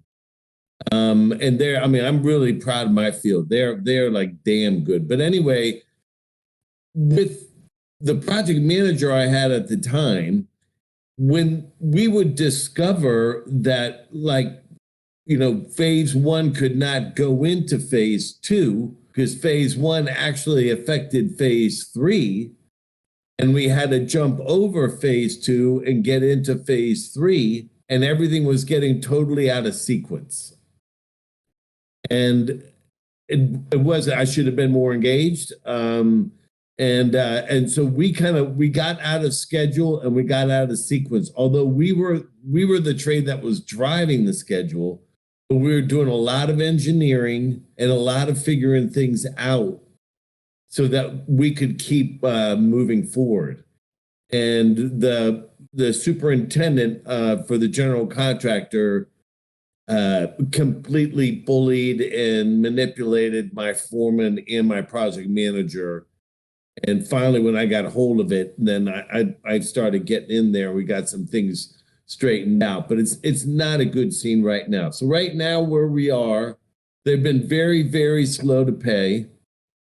We're going to need to get back in there. Right now we're at 4%. If we get all of our change orders in, we'll be at 8%, and our G&A is 14%.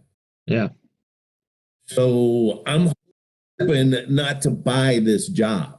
Now, they just told us that they want us to remobilize around the 1st of June. That's where we are right now. But they're not giving us any set schedule.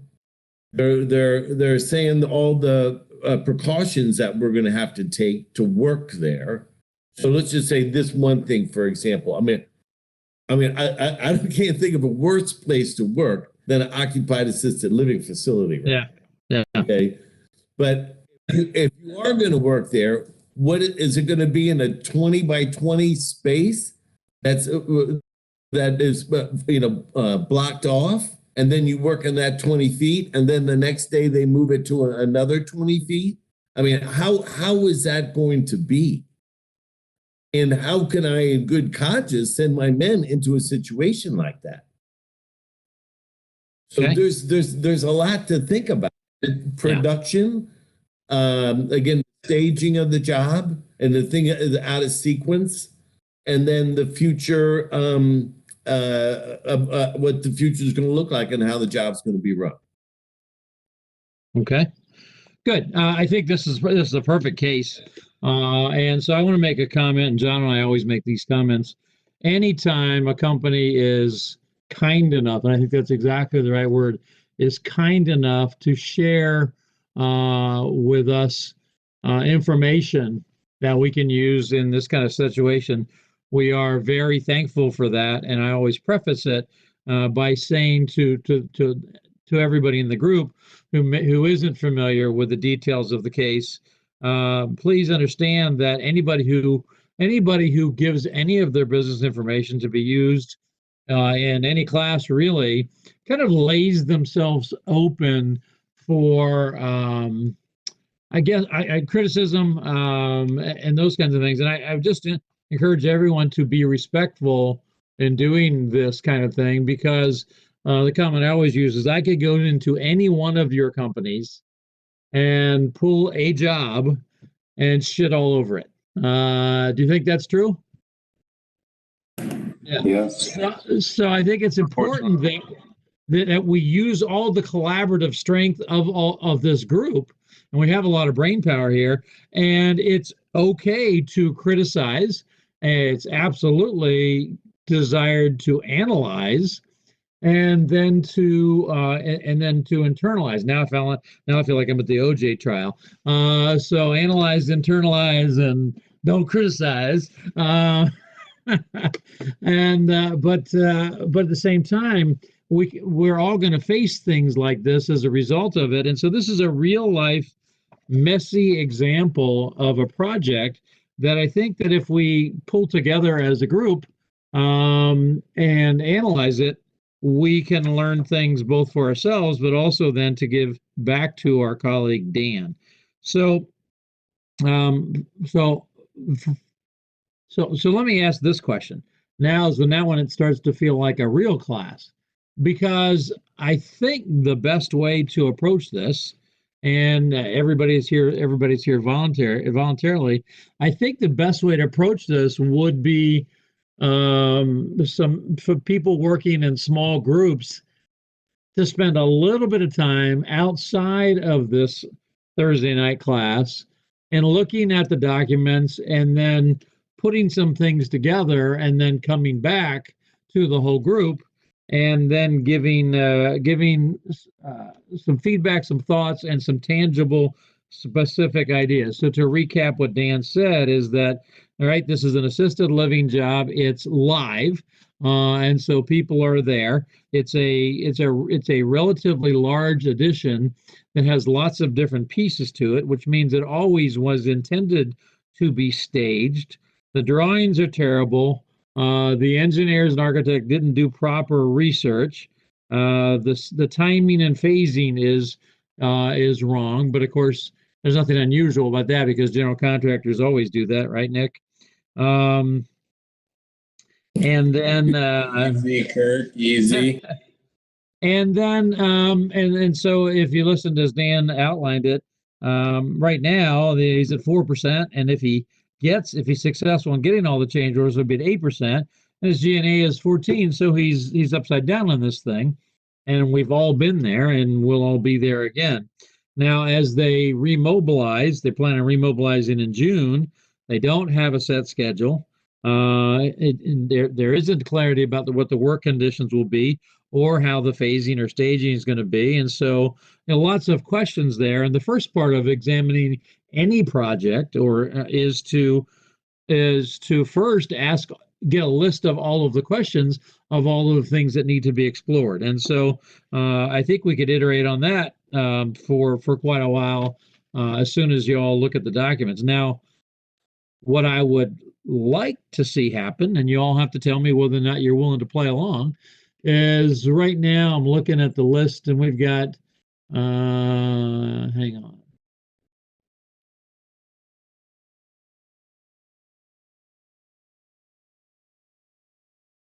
We got about a dozen people who are still on the conversation. And so I'm wondering if y'all would be willing to participate by looking at this in small groups, or whether you'd rather not do that at all and just kind of take a look at it on your own. And then when we talk about it next week, to weigh in on your own on it. So give me your thoughts on that. So Dan, you hold off. John, you hold off. But I'd like to hear everybody else's thoughts on that. Are you willing to look at a project you're not familiar with to actually do some quasi consulting recommendation on this thing, or are you not interested or willing to do that? What are your thoughts? So I'm willing to share. Sure. So I had a really similar project that happened to me in 2018. And the contractor changed the phasing on it. Yeah. And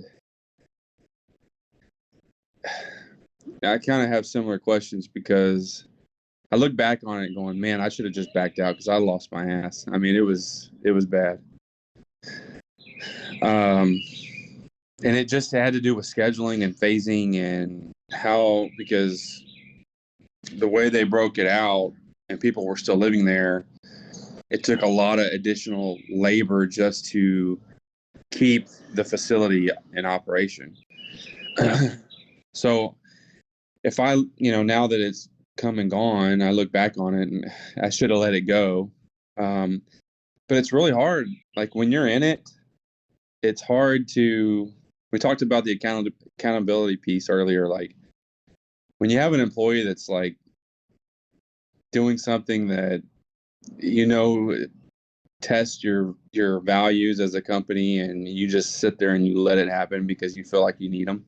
It's almost the same way with a project. It's like, I really feel like I need this project because, I got all these lives that I got to, these families that I'm employees and their families that I'm taking, making sure that they have jobs so they can take care of their families. It really tests, for me, it was more along that lines, like, okay, I'll take the risks. I'll keep these guys busy. It'll be okay. I'll make it work. Yeah. So to answer your question, Kirk, I'd like to look at all the files and I'd love to, on my own, just kind of come back with my own assessment. I'm just giving my feedback because I had almost the exact type project and it didn't work out for me. All right. Well, I appreciate that, Sam. Anybody else? Yeah, I'd definitely be interested to take a look at what's going on here. It's the kind of work I know I could potentially be running into in the future. So any chance to look at that in advance is helpful. So I'll take a look at the files and see if there's anything I can offer. Okay. So in going with the theme of, thank you, with the theme of survive and thrive, what we're looking for is, can we come up with a composite, comprehensive way forward on this project, right? And so what is the way forward on this project, which means we're going to have to think about all of the potential problems and pitfalls. Now, the good news is none of them except for the extreme safety measures and risk and all those kind of things are new, right? This is the classic scenario of a project that has gotten stopped or delayed, and now it's restarting, and the general contractor is less, and this is not named, but this is a large national contractor. So think Turner, but it's not Turner. Or think Skanska, but it's not Skanska, that kind of thing. And so this is a large entity who Dan has had other successful projects in the past. And so just like all of us here, and the general contractor is kind of winging it. Now you can cut them some slack a little bit because none of us have experienced COVID before, but all of us, if we're going to be honest, all of us have been on projects where the general contractor was just winging on the schedule. And that's not meant to impugn general contractors, but it just freaking happens. And I'm sure everyone would acknowledge that. So let me show you some of the documents, and then I can get a little more feedback from you on maybe where we can go by next week. So I'm going to open a document here, and There we go. And I think I'm just going to show it to you from Dropbox. If you can't see it, then let me know. And of course, it's in Dropbox, so you'll be able to see it when you decide to look at it. All right, so now what's on your screen is, and I can blow it up a little bit. So this is the contract, and I have the entire contract in there. I think that, and Clover's name is obviously the mechanical contractor. And so this is the entire contract. Somebody's got a hot mic. This company does not, yeah, thank you. This company does not use a standard. Can you unmute your mics, please? At least for a minute. This company doesn't use a standard AIA contract. But instead they have a custom contract. Hang on a second, folks. Let's see if I can fix it. And so it's a custom contract, and so you can read through it. It's Mark. Who is it? Mark Turving. Sorry. Okay, good. So it's not a standard contract; it's a custom contract, and of course that's not unusual. But I think it's important for this case. And if I was the project manager, or if like Dan, I was the owner of the company, restarting this project, the first place I'm always going to visit is the contract. And so I'm just scrolling through the contract here, and you can see that I have. As we go further here, you can see that I have blacked out the customer's name where it shows up. I've left Clover in there because that's Dan's company, and he told me I could. And so we've got a list of exhibits. We have the contract. I think the contract language matters a lot, especially as we go back. I think many of you remember from some of the classes I've had talking about the Four Seasons in Carlsbad, California, that was delayed for about a year and a half. And so that came back to the contract. So you can see right here, I'm scrolling through the contract. And so I think it would require everybody, if we're going to play along here, certainly to look at this, because we need to look at what are Dan's rights under the contract relative to the things that have happened. And now in order to really get our heads around that, we're going to have to think about other things we've talked about in this program, like force majeure and the clauses in force majeure, and what kind of claims that we might make against that. And so there's lots of conversation in the contract, and lots of specifics that probably both hurt Dan, but also can help Dan. And I think it's our job to ferret those out and pull those out. And so I'll continue to fast scroll now through this. And so it's a contract, and everybody here has contracts. This then is about their equal employment information, and I don't think that's going to apply too much. This is about safety, and I think that may apply. And so what we're looking for is angles to figure out how to help Dan to come out not only not upside down, but come out positively on this. And so as I continue to scroll here, we'll get down to a schedule. So this is a quality management guideline from the customer. And so I think that that's useful to look at as well, and all of the requirements that are necessary for that. Damages during construction, I think that could apply and could be useful during all of this. And then we get to a schedule. And so now I'm going to close this out, because the last part of this document are schedules that are flipped into the landscape portion. And then the last is a whole set of RFIs. And so now I'm going to pull off of this and go back.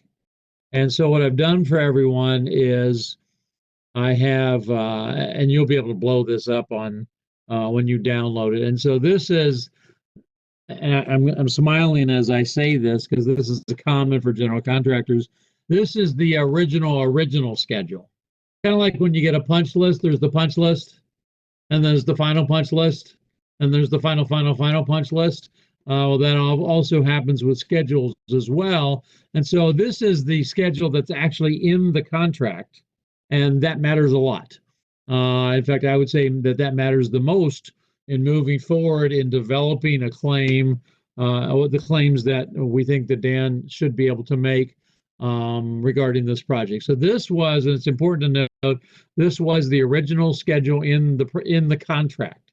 So that means this is the schedule that that controls.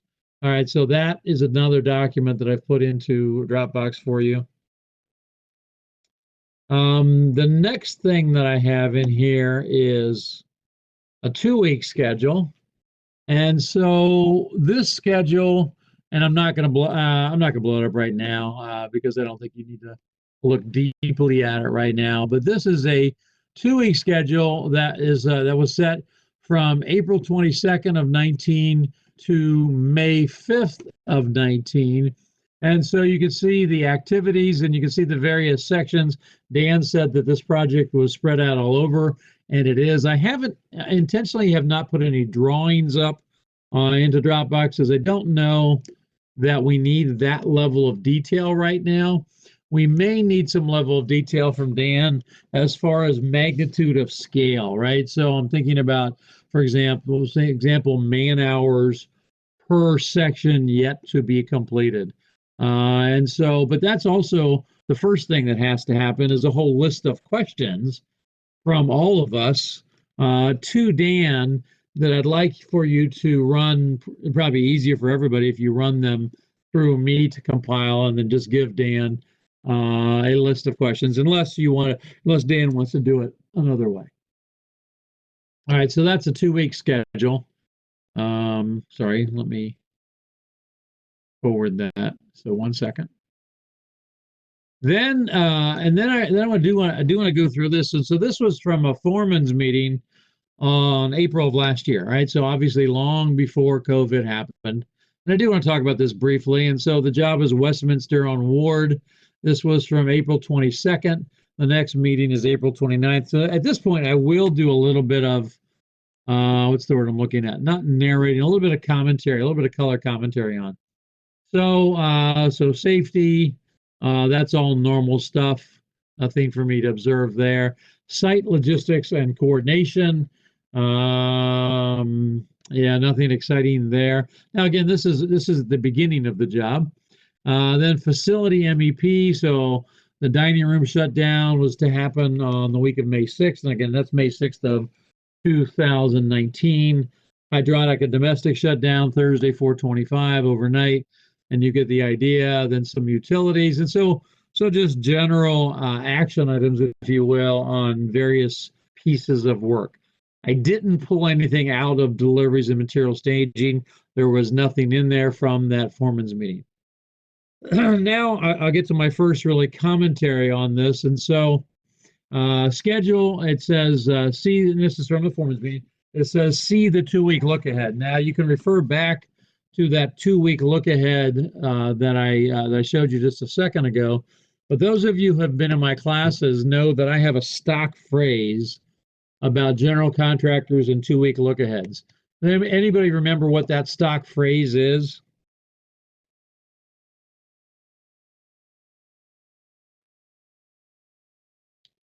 The yes, no, maybe question. And it was tricky. What's that? That's for me with you. All right, so that was an answer. What I always say, when the general contractor starts to primarily run the job off the 2-week schedule, what it means in most cases is they have completely abandoned the project schedule and they're making it up as they go. Would anyone concur with me that they've experienced that? Absolutely, positively. Yeah, absolutely positive. Absolutely is right. That and I love the scream in the background because that was perfect color commentary. Yeah, so one of the things that got my attention right away in looking at whoever was running this foreman's meeting for the general contractor was a very typical general contractor in that, hey, I'm going to build this job the way that I see fit, and you're going to follow along, subs. And that is the life experience of every subcontractor. And frankly, it's BS. And that's what ought to get us back to our contract. And so that's just an observation. Then the GC talks about critical upcoming dates, and they've identified those. And I haven't gone back to those to coordinate them to see if they match up even with that preliminary 2-week schedule. So I think this is instructive. Kirk, yeah, go ahead. One of the things that I put in, you'll see a writer, I'm pretty aggressive about contracts. One of the things that I put in there, I actually got it from you in your class as well, besides from the University of Asswhippins. One of them, it's the agreed upon schedule. Yeah. I say agreed upon schedule. Yeah. You know, yeah, and it's got to be that. Good. Yeah. Yeah, and so that's a good comment. Is Dan did make that change to his contract. I'm going to show you all in a minute. Dan made multiple changes to his contract, and it's going to be important for you to consider those in putting this response together for him. So yeah, and I think that's the right thing to do, Dan. And so the phrase always used is the phrase we want to get in the contract is mutually agreed upon schedule, and any changes shall be mutually agreed upon by the parties. And so I think that's it's really good that you did that.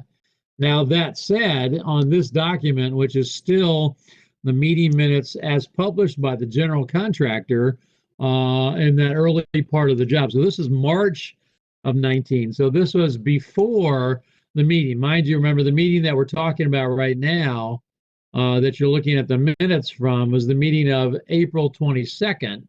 So several weeks prior to that, the general contractor is keeping his minutes.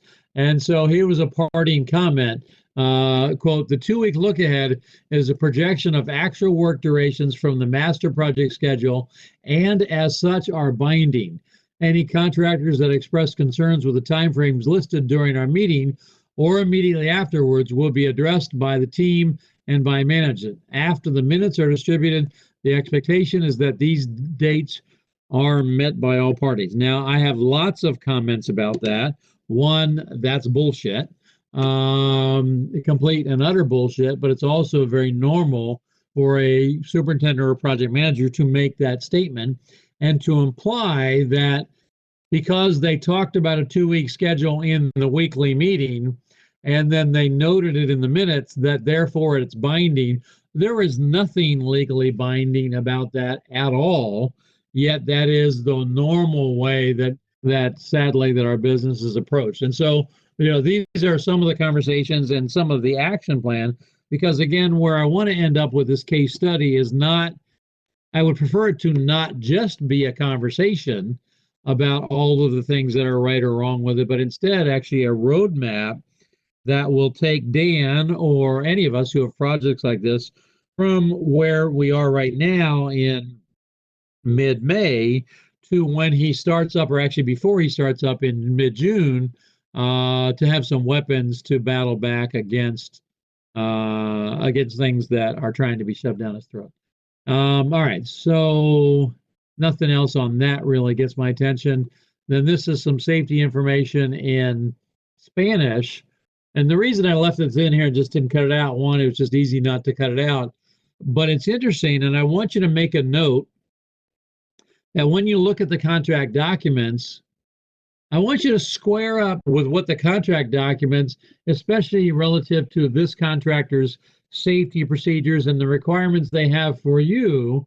And then here is, and I'm really happy that there's actually a toolbox talk here on protective equipment and for electrical in Spanish. But there's something that's out of sync, and I want you to see if you can pick up on that. It's not of huge import, but it's just interesting.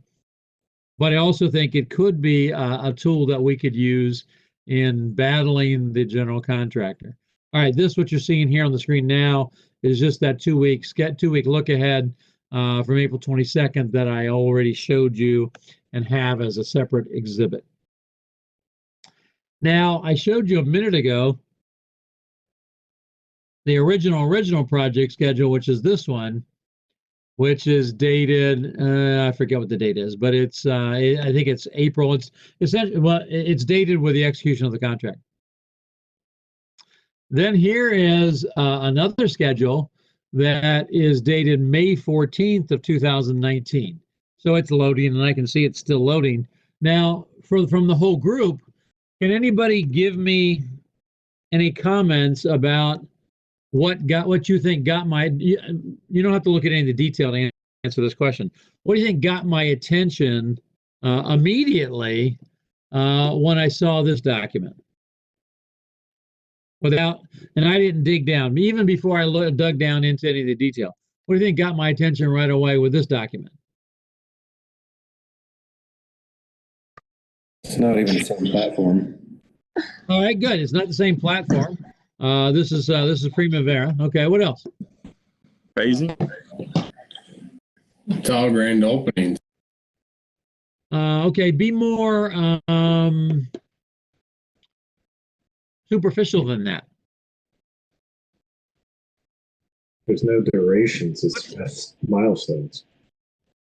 This one is, but then it goes on, right? It goes on to give more detail. One, I like the looks of this schedule better. It looks far more detailed and far more professional. But even that, what's the first thing I'm going to look at? Well, the first thing I did look at. What's the first thing that you should look at on any schedule that you ever get?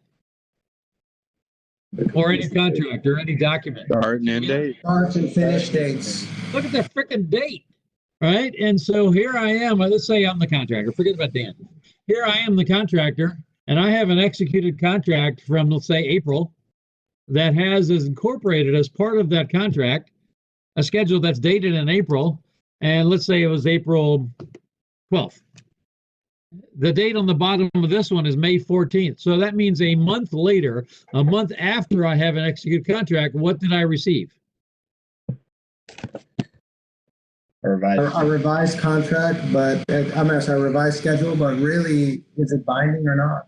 Let's see, that's exactly right, Philip. That's a really good, that's the right question. The right question is a month after I have an executed contract and start the job, suddenly, quote, the rules are changed. Well, I got a newsflash. The rules haven't changed.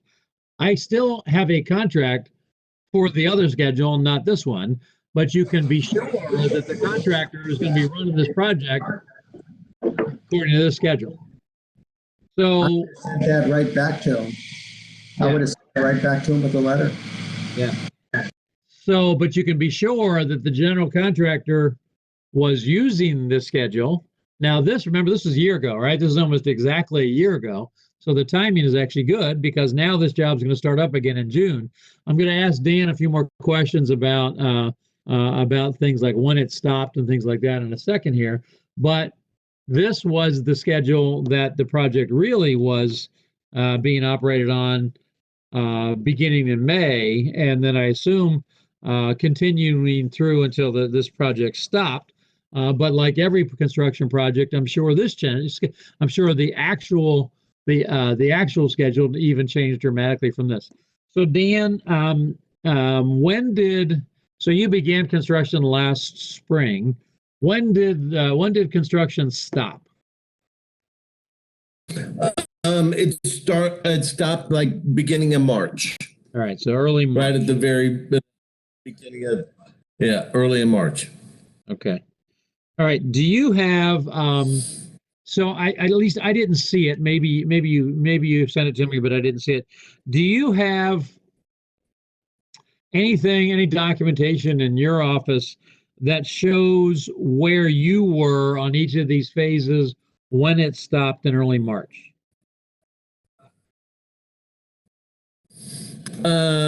Yes, I can get that information.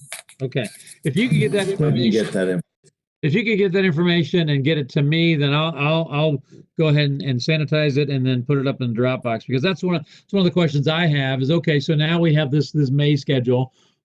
In thinking about putting together either a claim or a change order or renegotiate the contract prior to the restart up in June, it would be useful to know where you are in each of these phases, because I don't know, some of the phases may be done, some of the phases may not be started, etc. Can you hook me up with that, or hook me up with your project manager to hook me up with that? Yes, I can do that. Now, would the schedule of values help you? That would help some. Yeah, that would help some because you have your schedule of values to date as far as your percent completes and things, and we know that if you're normal, you're probably like the rest of us and you pad the shit out of that, but it still gives us an idea of magnitude of scale, right? Yeah, I can tell you what phases and generally how much of the project. I'd say we got probably another 15% more to complete. All right, good. Yeah, so if you can shoot right now at this stage, I could be under by about 150 or so. Okay. All right, that'd be close. So if you get me close enough, you get all of us close enough, that'll give us an idea of magnitude of scale. So if you can shoot that to me sooner rather than later, that maybe tomorrow even, that would be awesome. All right, so we have the schedule. We have that schedule now, and so we have one more document that that was put together by Dan's project manager, and that's their PCO 82, which is their remobilization, their request for change order for remobilization. And so this is it. You're looking at it here. And so they're asking for $9,630 to remobilize. And this was sent April 17th, so just the other day. Just a month ago.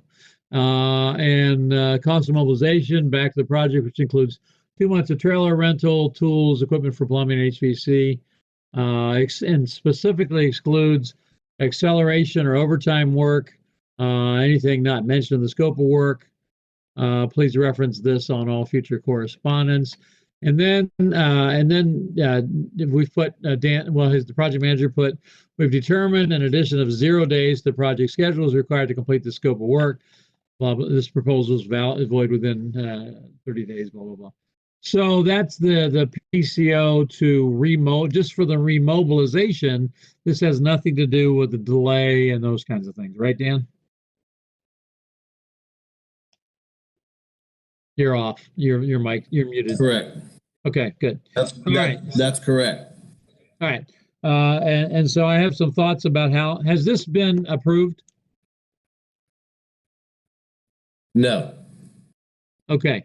No, it has not. All right. So it hasn't been approved, and so everybody knows what I'm going to say next is I think this number is screaming low, and so that's one thing that's one recommendation I'm going to make and do a little bit of math on based on that thing we did in class a week or two ago. Is that I might think about rescinding this and then going back with a calculation that really looks at this a little differently. But then again, hopefully that's the kind of thing that everyone's thinking. So, all right. So those are the documents I have for you. Now, what we can't do in the context of this or with Dan is to completely inundate Dan with requests for tons more of information. Many of you have heard me talk about the book called Thinking in Bets. And so one of the things I always say that a good project manager makes the best decisions that he or she can make with incomplete information while constantly seeking more information. We have a lot of information here, and we have a lot of information that we can go ahead and start to strategize on how to help Dan to remobilize and then complete this job and to get whole on it. And so at least with that information, I know there's a lot that I can do and I trust you can do. So with that said, without really getting down in the weeds and burdening Dan, are there other key things that you really, really, really, really would like to have other than, and don't say drawings and specs and those kind of things, because none of us have time to get into all of that. So are there other key things you'd like to have? I'd like to have, and we talked about this before, I'd love to have a copy of the estimate, the original estimate. If I could get that, I'd love to have the original estimate. And then, like you said, your schedule of values. Anything else anybody else would like to have?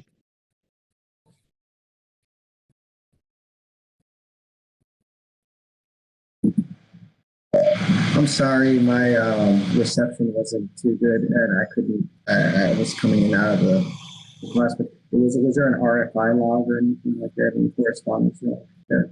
There is an RFI log that is part of the contract document, but that's yeah. So you can. So there is an RFI log for that. Yes, Okay. and that's in the first folder. Anything anybody else would like to have? How do you do? So I've asked for estimate, schedule values. Dan, do you do? What do you do as far as labor tracking? Well, we use shit. I haven't heard of that. Tell me more brain about farting on it now. We have, Actually, yeah, it's well, we use for, God damn it.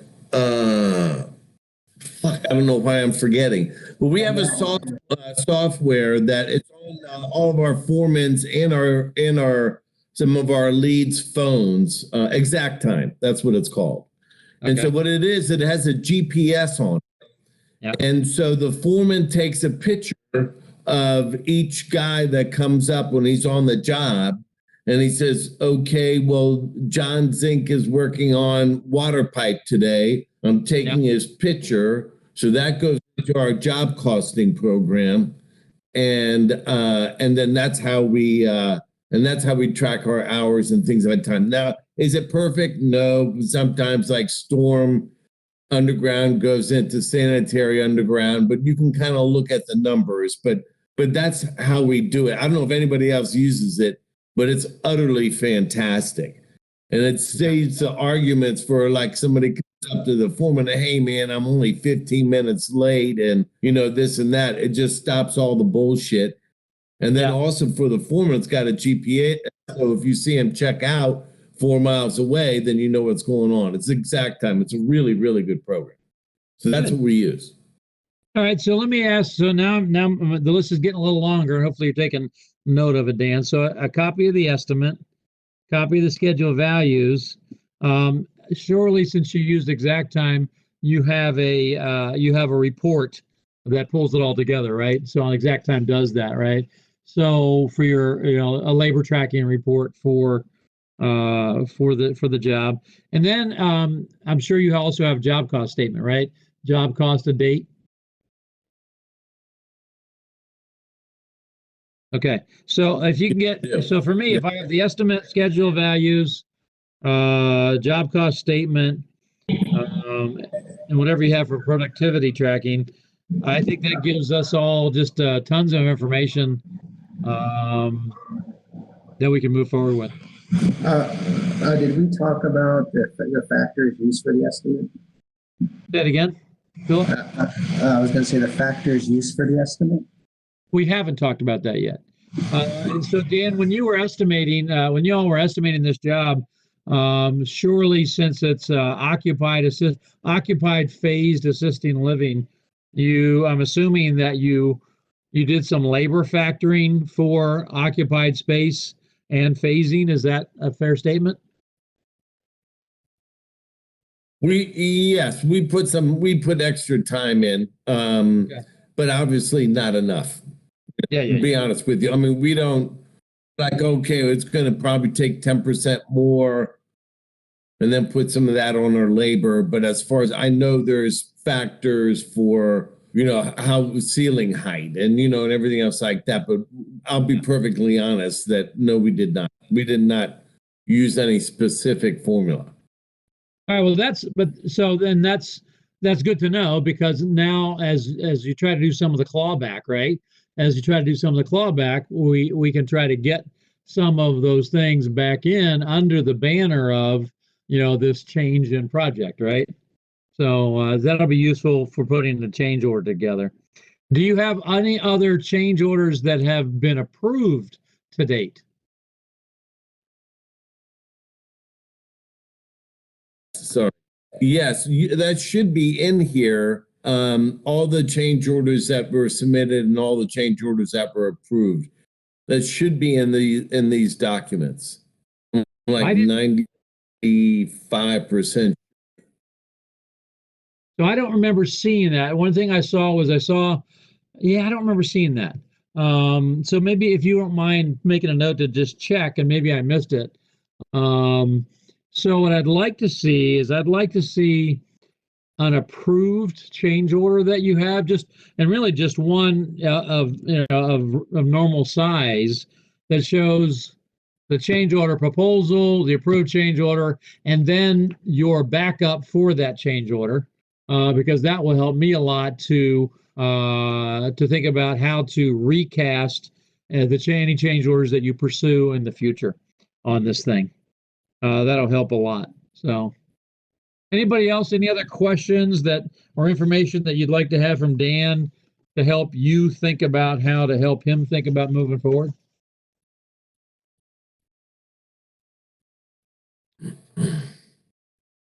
All right, hearing none. So then here's the task for this week, and so we all have 7 days, and so the task is to look at the information that I already have in Dropbox. Dan's going to get the information that we just talked about to me, hopefully as soon as tomorrow. I'll post it. I'll sanitize it, and then I'll post it into Dropbox. And then I'm just asking everybody as collaborators to take on the weight and take a look at it, and then let's see if we can have an intelligent, orderly, productive discussion next week about positive steps and moving forward. In this case for Dan on his job, but then really for all of us on all of our COVID delayed projects. Is that a fair ask? Yes. Okay. Okay. All right. We'll give it a shot, right? All we can do is mess it up, right? And if we mess it up, we'll still learn something from it, right? And so let's fail as good as we can for next week. And if you're familiar with, Clay, go ahead. I'd like to ask a question. So I just got a letter about remobilization this week. I believe it was this week, maybe Wednesday or something like that.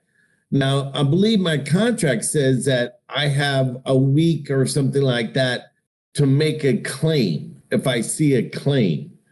Yeah. Now, is that something? Do I need to put out a notice for a claim like right away? Does it have to be done in a formal? Can it be done by email? Or I've never done a claim before. I've leaned tons of jobs, but I've never made a claim.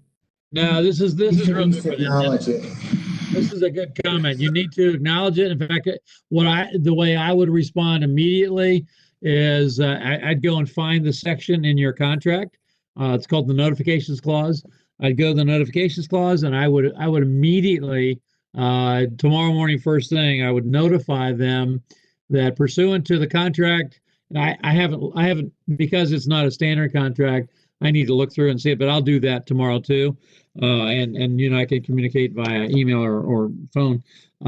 Is I would send them a notification in writing that we are in receipt of your notification that the job will resume at such and such a date, and we are hereby officially notifying you that there may be additional cost and time required. That's the language you need to use, and you don't have to give them any numbers about how much money or time. And what that really is doing, that's just setting your flag in the sand that is preserving your rights to go after more money and more time. Now, there's a whole other discussion about, according to your contract, whether or not you really have to do that, but I would do that. Now, this also, the courts have said this can't just be in an email. What you need to do is take your company letterhead, Clover letterhead. You need to find the clause in the contract about notifications, and then it's just a paragraph. It's a 3-sentence paragraph. Dear Mr. Customer, we're in receipt of your notification of the job resuming at such and such a date. We are hereby, according to article blah, blah, blah, blah, blah, we're hereby officially notifying you that the possibility exists that there may be additional costs or time. Period. That's the whole notification. Do it on your letterhead, sign it. Then you can, the courts have said, you can then email them that notification. I think we lost your audio there. Okay, so then you can email it with the letterhead attached to it. All right. So if you do that tomorrow, and I'll look at the contract too, Dan, I can send you some language that will take care of that. But yes, I would respond immediately to them with a notification. Everybody agree with that? Absolutely. Yeah, for sure. Okay, it's 9:52. We are 2 minutes into drinking time. We must not let that happen. So we're gonna go. I'm gonna go ahead and unshare this, and so that way we can look at each other again a little bit. And yeah. So everybody clear on 8:52 in Wisconsin. Say again? It's only 8:52 in Wisconsin. Yeah, but we're not in Wisconsin, fool. All right. So thoughts, comments, questions about what I've asked you to do next week? Very, very good. Okay. All right. What else is going on in your lives, guys? Anything new, exciting, troubling? Where you at? What are we drinking to? I'm gonna go get my drink.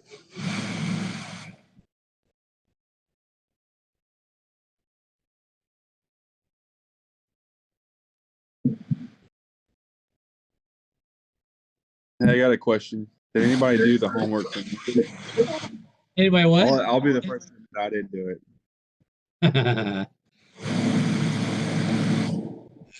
Actually, my work starts now in 2 hours. Yeah, you're on a really weird time zone, Philip. Yeah, I wish I could drink. I'm afraid. Well, I'll drink for you tonight. We're going with Jameson, so. Oh, that's good. Brings me back memories of up north. I used to drink the wild turkey all the time. There you go. Well, Sam, we know you didn't do the homework. That's pretty typical.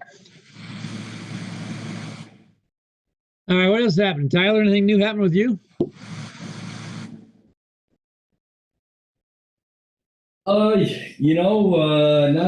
Not really. We did, speaking of the homework, we did join the CFMA.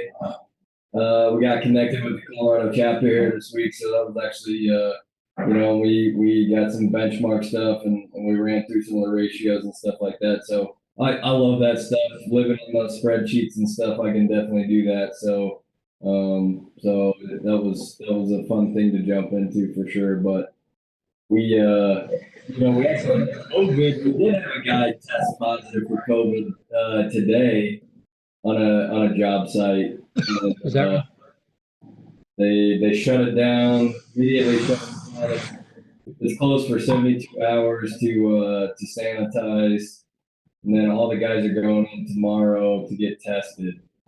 So we got all of that.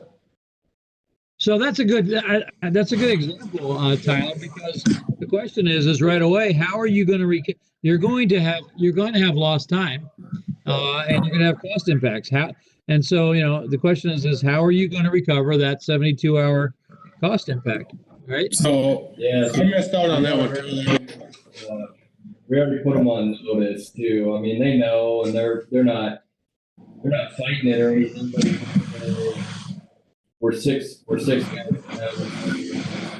now. Getting a lot of background noise there. A lot of buzz from somebody. Philip's dragging a dead body around. He died of COVID, right? Hey, Philip, I think the static's coming from your area. Sorry about that. Oh, no problem. My dead body. I hope not. Hey, Tyler, who if you can, I missed that first part of your conversation there. On, was it the contractor that shut down the project? Yeah, they had, we were actually pretty aligned in our policies and stuff. So, and one of theirs was, if somebody tests positive, then it's automatic shutdown for 72 hours. So it's going to be shut down Friday, Saturday, and Sunday. And they bring in a cleaning crew and sanitize the whole project. And then, but yeah, it was the GC shut it down.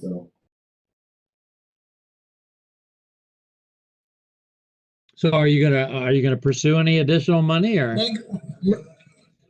Yeah, I think it's right now we put them on, so we did put them on notice and say that, because technically if the guys can't or don't get tested, it'll be 14 days. So Yeah. we have we have 14 guys on the job. So, that's a lot of production per day. So right away we put them on notice. We're trying to get them tested as quickly as possible, but, no, absolutely. We will go pursue time and money for that, because there's nobody can get in there to get the equipment out either. So our trailers are there, our equipment is there, and then we're losing quite a bit of production each day. So at bare minimum, we've got to extend the duration of the project.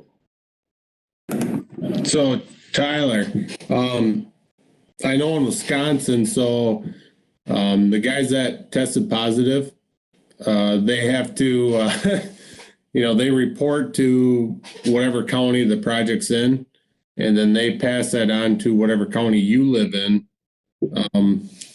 And then they kind of dictate the difference of what's going to happen. So I was wondering, is that kind of the same that you're seeing, or is that just no matter what, so like our safety guy, he tested positive. When they interview him, they ask, who were you in direct contact under 6 feet for 10 minutes? Yep. And then, he gives out the names, or if there are any, and then those people are deemed critical. Everyone else is pretty much to that, depending on what the county determines off that part. But for the most part, it's, if you're not deemed a critical contact, then it's a 72-hour, 24-hour turnaround on that part. Yeah, that's it's interesting. I know that if there is continuous outbreaks, then the Department of Health wants that reported.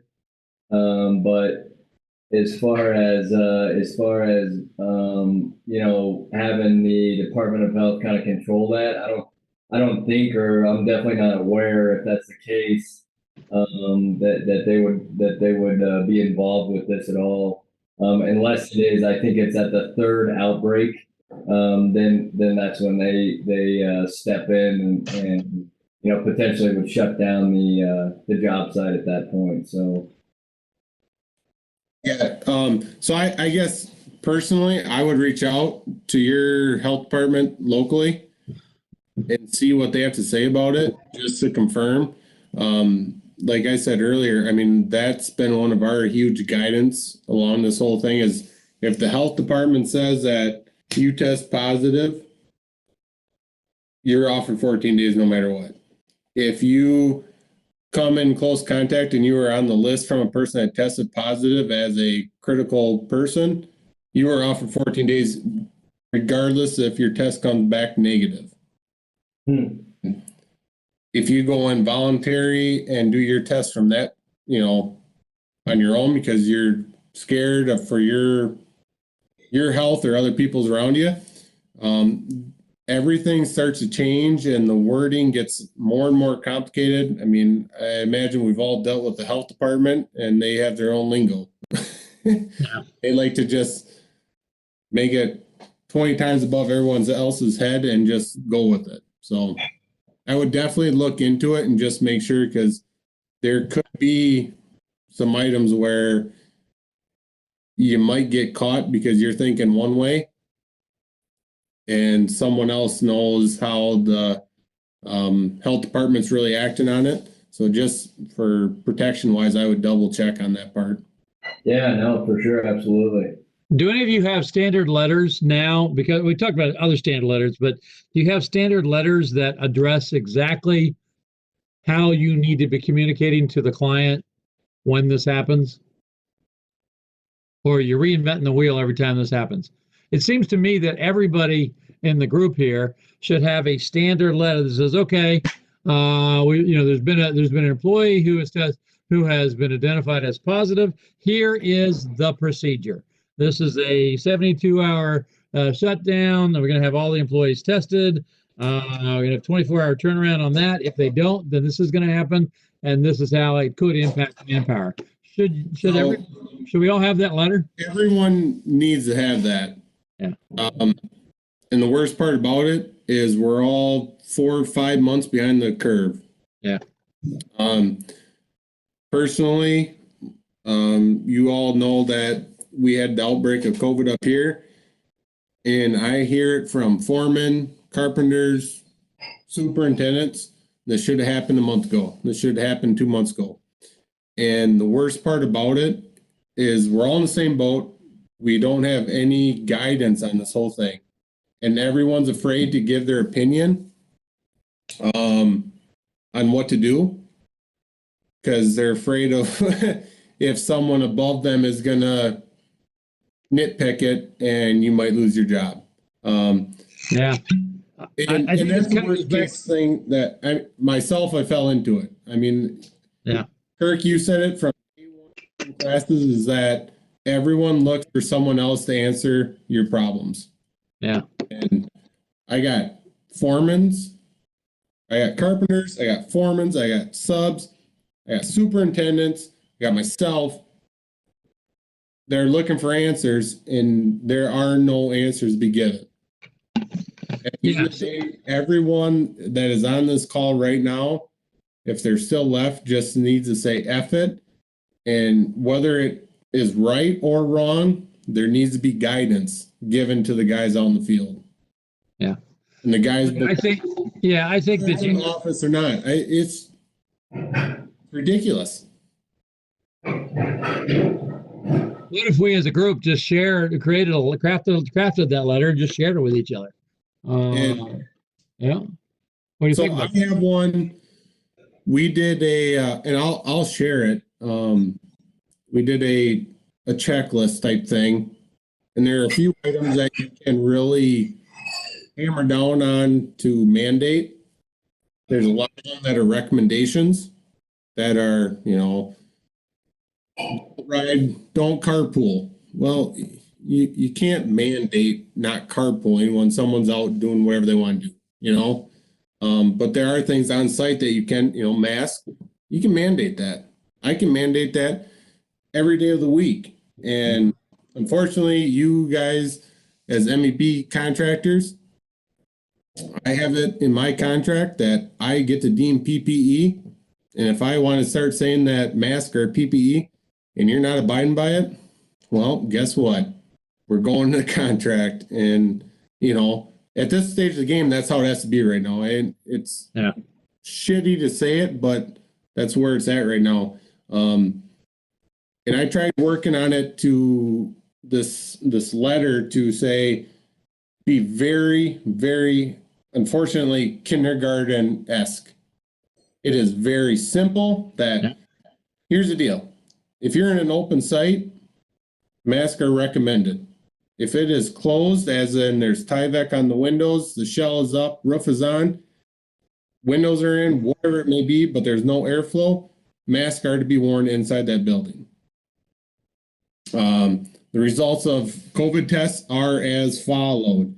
If you go and get tested and it comes back negative, you can come back the following day to work, and that is what is expected.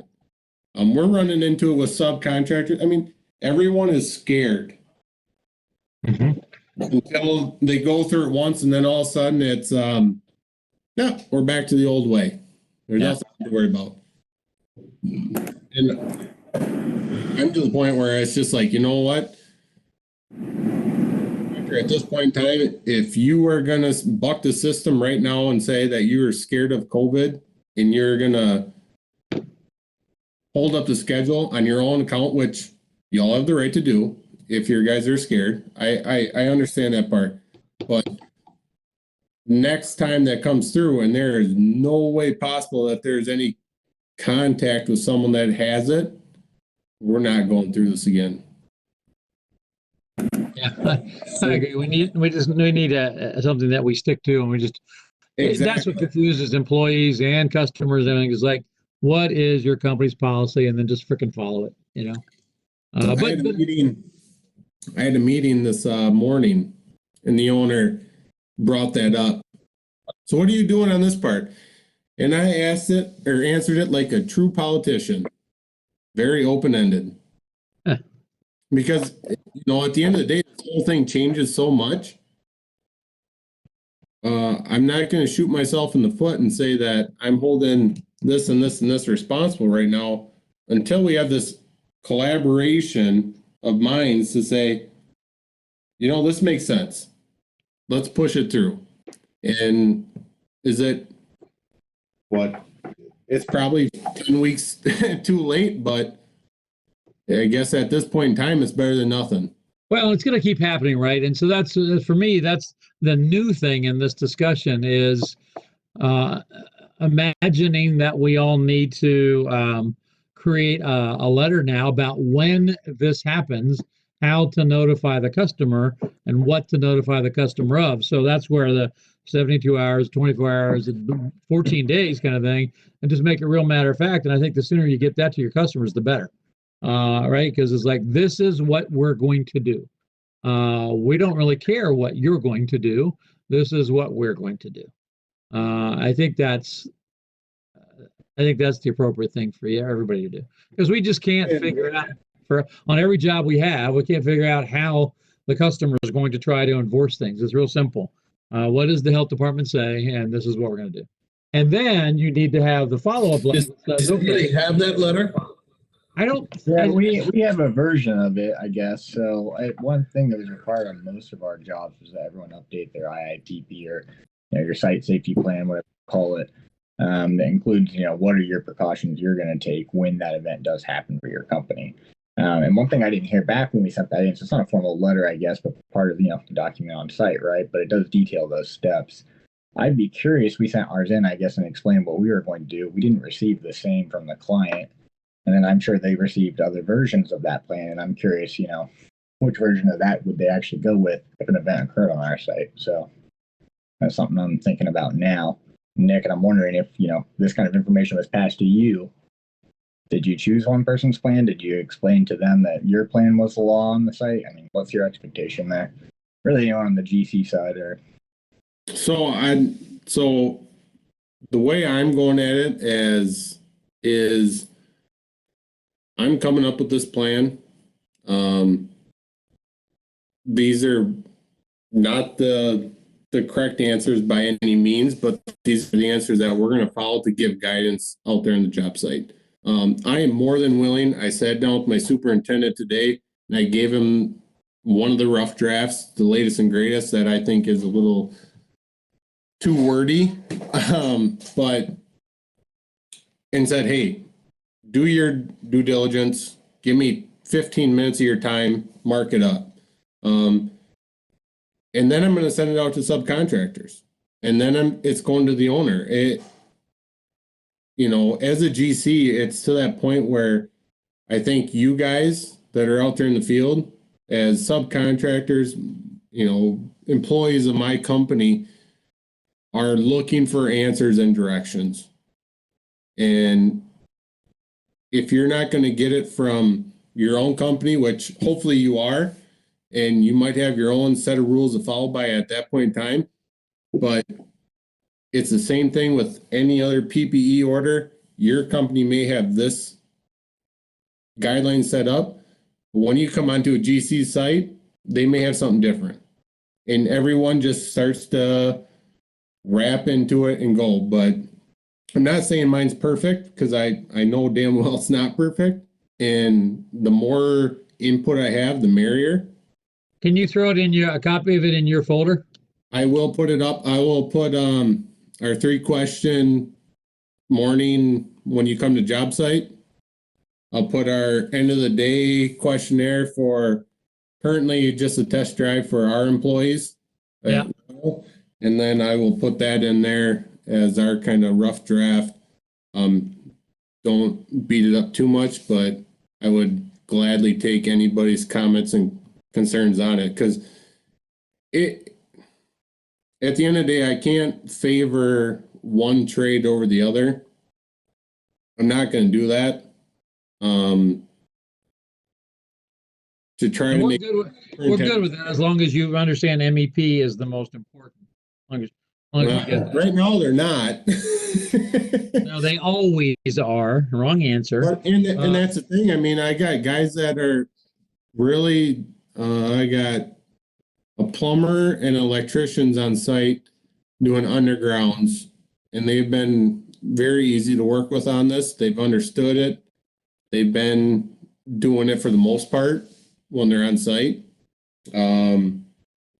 There's also some times where they're lackadaisical, but I think that kind of falls back on my superintendent to make sure he's pushing it. There's other trades on there though that, you know, it comes to, I'm the rough gruff, I got physical work to do. How am I supposed to work with a mask on? Well, you know, yeah. Here, at the end of the day, if you don't want to wear your mask amongst your own trade, don't wear it. Or your own company, don't wear it. But if you're going to go and be in contact with Jake's, Tyler's, Jeremiah's, Nick's, you will be wearing a mask, and that's that. If you're under 6 feet next to those trades, you're wearing them. And with, you know, and that's what it comes down to. And I hope the GCs out there are doing the same thing, and I hope you guys are, you know, as leaders in your company are doing the same thing of, okay, you feel comfortable with your guys that you're working next to, okay, maybe I'm not going to buck the system as much, but that's the mistake. But that's the thing is, you should be worrying about it. But as, you know, as Tyler and Jeremiah and Jacob as being, you know, your guys' own companies, and Sam and everyone else on here, you really need to look at that. As me, as a GC, if you're 40 feet up in the air with your own trade, are you more than likely not to wear a mask? You're probably not going to wear a mask. So I got a question for you, Nick. I mean, because it seems like you got a good plan right now. It seems like you got a plan for what's happening and you feel confident about it and you're willing to enforce it. But my question to you is, when does it end? I mean, are you willing to put a mask on for the rest of your life? Well, here's what I'm telling my superintendent and my foreman right now. Because the question has come up. I said, this project right now, we're seeing it through. If for some ungodly reason that in 2 months there is no signs of COVID, are masks going to probably be required? Probably not, but social distancing is going to be a thing. I honestly am not taking this thing lightly. I'm to the point of just fed up with it. To see 2 guys in my office that I work with, you know, what, 300 days of the year, whatever it is that comes out to on a calendar. I spend more time with these guys than my family. Not from the area, become best friends with them. It's tough, you know, and I would not wish this upon anybody, my worst enemy in the world. Even though it, luckily for them guys, it came out okay and good for them. But the things that can come about from this, the pneumonia and all that other crap, the, hidden health factors that no one knows about that could really get you, that no one knows about it. Yeah, I mean, the statistic I saw a study, and I'm always hesitant to say this, but I read a journal article yesterday, not peer reviewed, but it is in the process of being peer reviewed, so it doesn't count from a science standpoint. And I think this was from a university in Finland, that said that they are projecting that anyone who comes down with COVID, statistically, they're doing a projection that says it's going to cut 10 years off your life. That's a big deal, right? You had it, right, Tyler? You best do your living now, buddy. I got to get my will and succession plan completed here, huh? You should have it already done, man. You're finding out that people had it that never showed any symptoms of it. Yeah. I know a guy that went in and got tested for, just a regular health test, and they said, you have the antibodies for it. You had this 2 or 3 months ago. Were you sick? I don't think so. Yeah. They're really preaching that the fever is a big sign. Both guys at my office never had a fever. Yeah. The biggest sign that I've seen is loss of smell and loss of taste. That's been the big thing that everyone has had. Yeah, Tyler, what was your symptom, or how did you stumble into it, if you don't mind sharing? Yeah, no, actually, my wife is she's an ER nurse at a big hospital here. So it was right when it first kind of was getting busy, and she was sick, and we didn't think twice about it, man, honestly. And once the scare started to pick up a little bit, I was like, you got to go get tested. You got to get, and I was fine. And, she was like, there's no way. And so finally she went and got tested, and she came back positive, and she got tested on a Sunday, and that Sunday we went into remote work. I told everybody stay home, everybody, disband. We put in the policies, procedures, typed up all the stuff. And then it was 4 days later, that Thursday, we got the call, and they said that she was positive, and that Monday is when I first started showing symptoms. So I started to have a cough, feel a little bit fatigued, but it was crazy. So I had the sickness, and then dealing with like the business, and thinking we were going to shut down job sites, and people going, and I'm working from home, and like it was. And then I think Kirk, he had that class on Thursday, maybe that first Thursday, and I was like, yeah, overwhelmed, man. I was full, so full with stuff. So it turned out okay, but yeah, it was pretty crazy. Now I'm gonna die 10 years later. Well, I just to break the bad news to you, Tyler, but you best make a bunch of money now and then and enjoy it, because you're a goner. All right, I'm going to go down and have some dinner and drink some more. So I really appreciate everybody being here. So thank you. And what we're doing with the dance project is important. So I hope we have some good discussion on that next week. So anyway, thanks for coming. Appreciate it.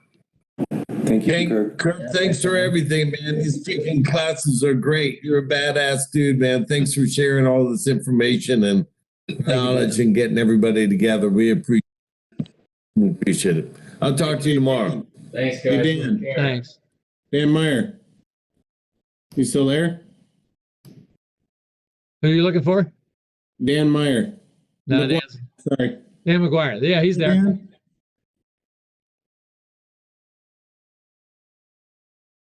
You're on mute. Unmute. Yeah, I'm still here. Yeah, I'm still here. Hey, just to I'm let you here. know, on a happy note, you're screwed. Hey, you know what, Nick? No, he's not, because he's got me. No, honestly though, Dan, I'm really gonna look into this one and try to put my 2 cents in. Good. If you can, on your contract, take those 20 hot items that Kirk provides and run through them quick. Yeah. And just double check. Because I did the quick thing for notifications. There's one thing that pops up for notifications. Yeah. So just do that quick.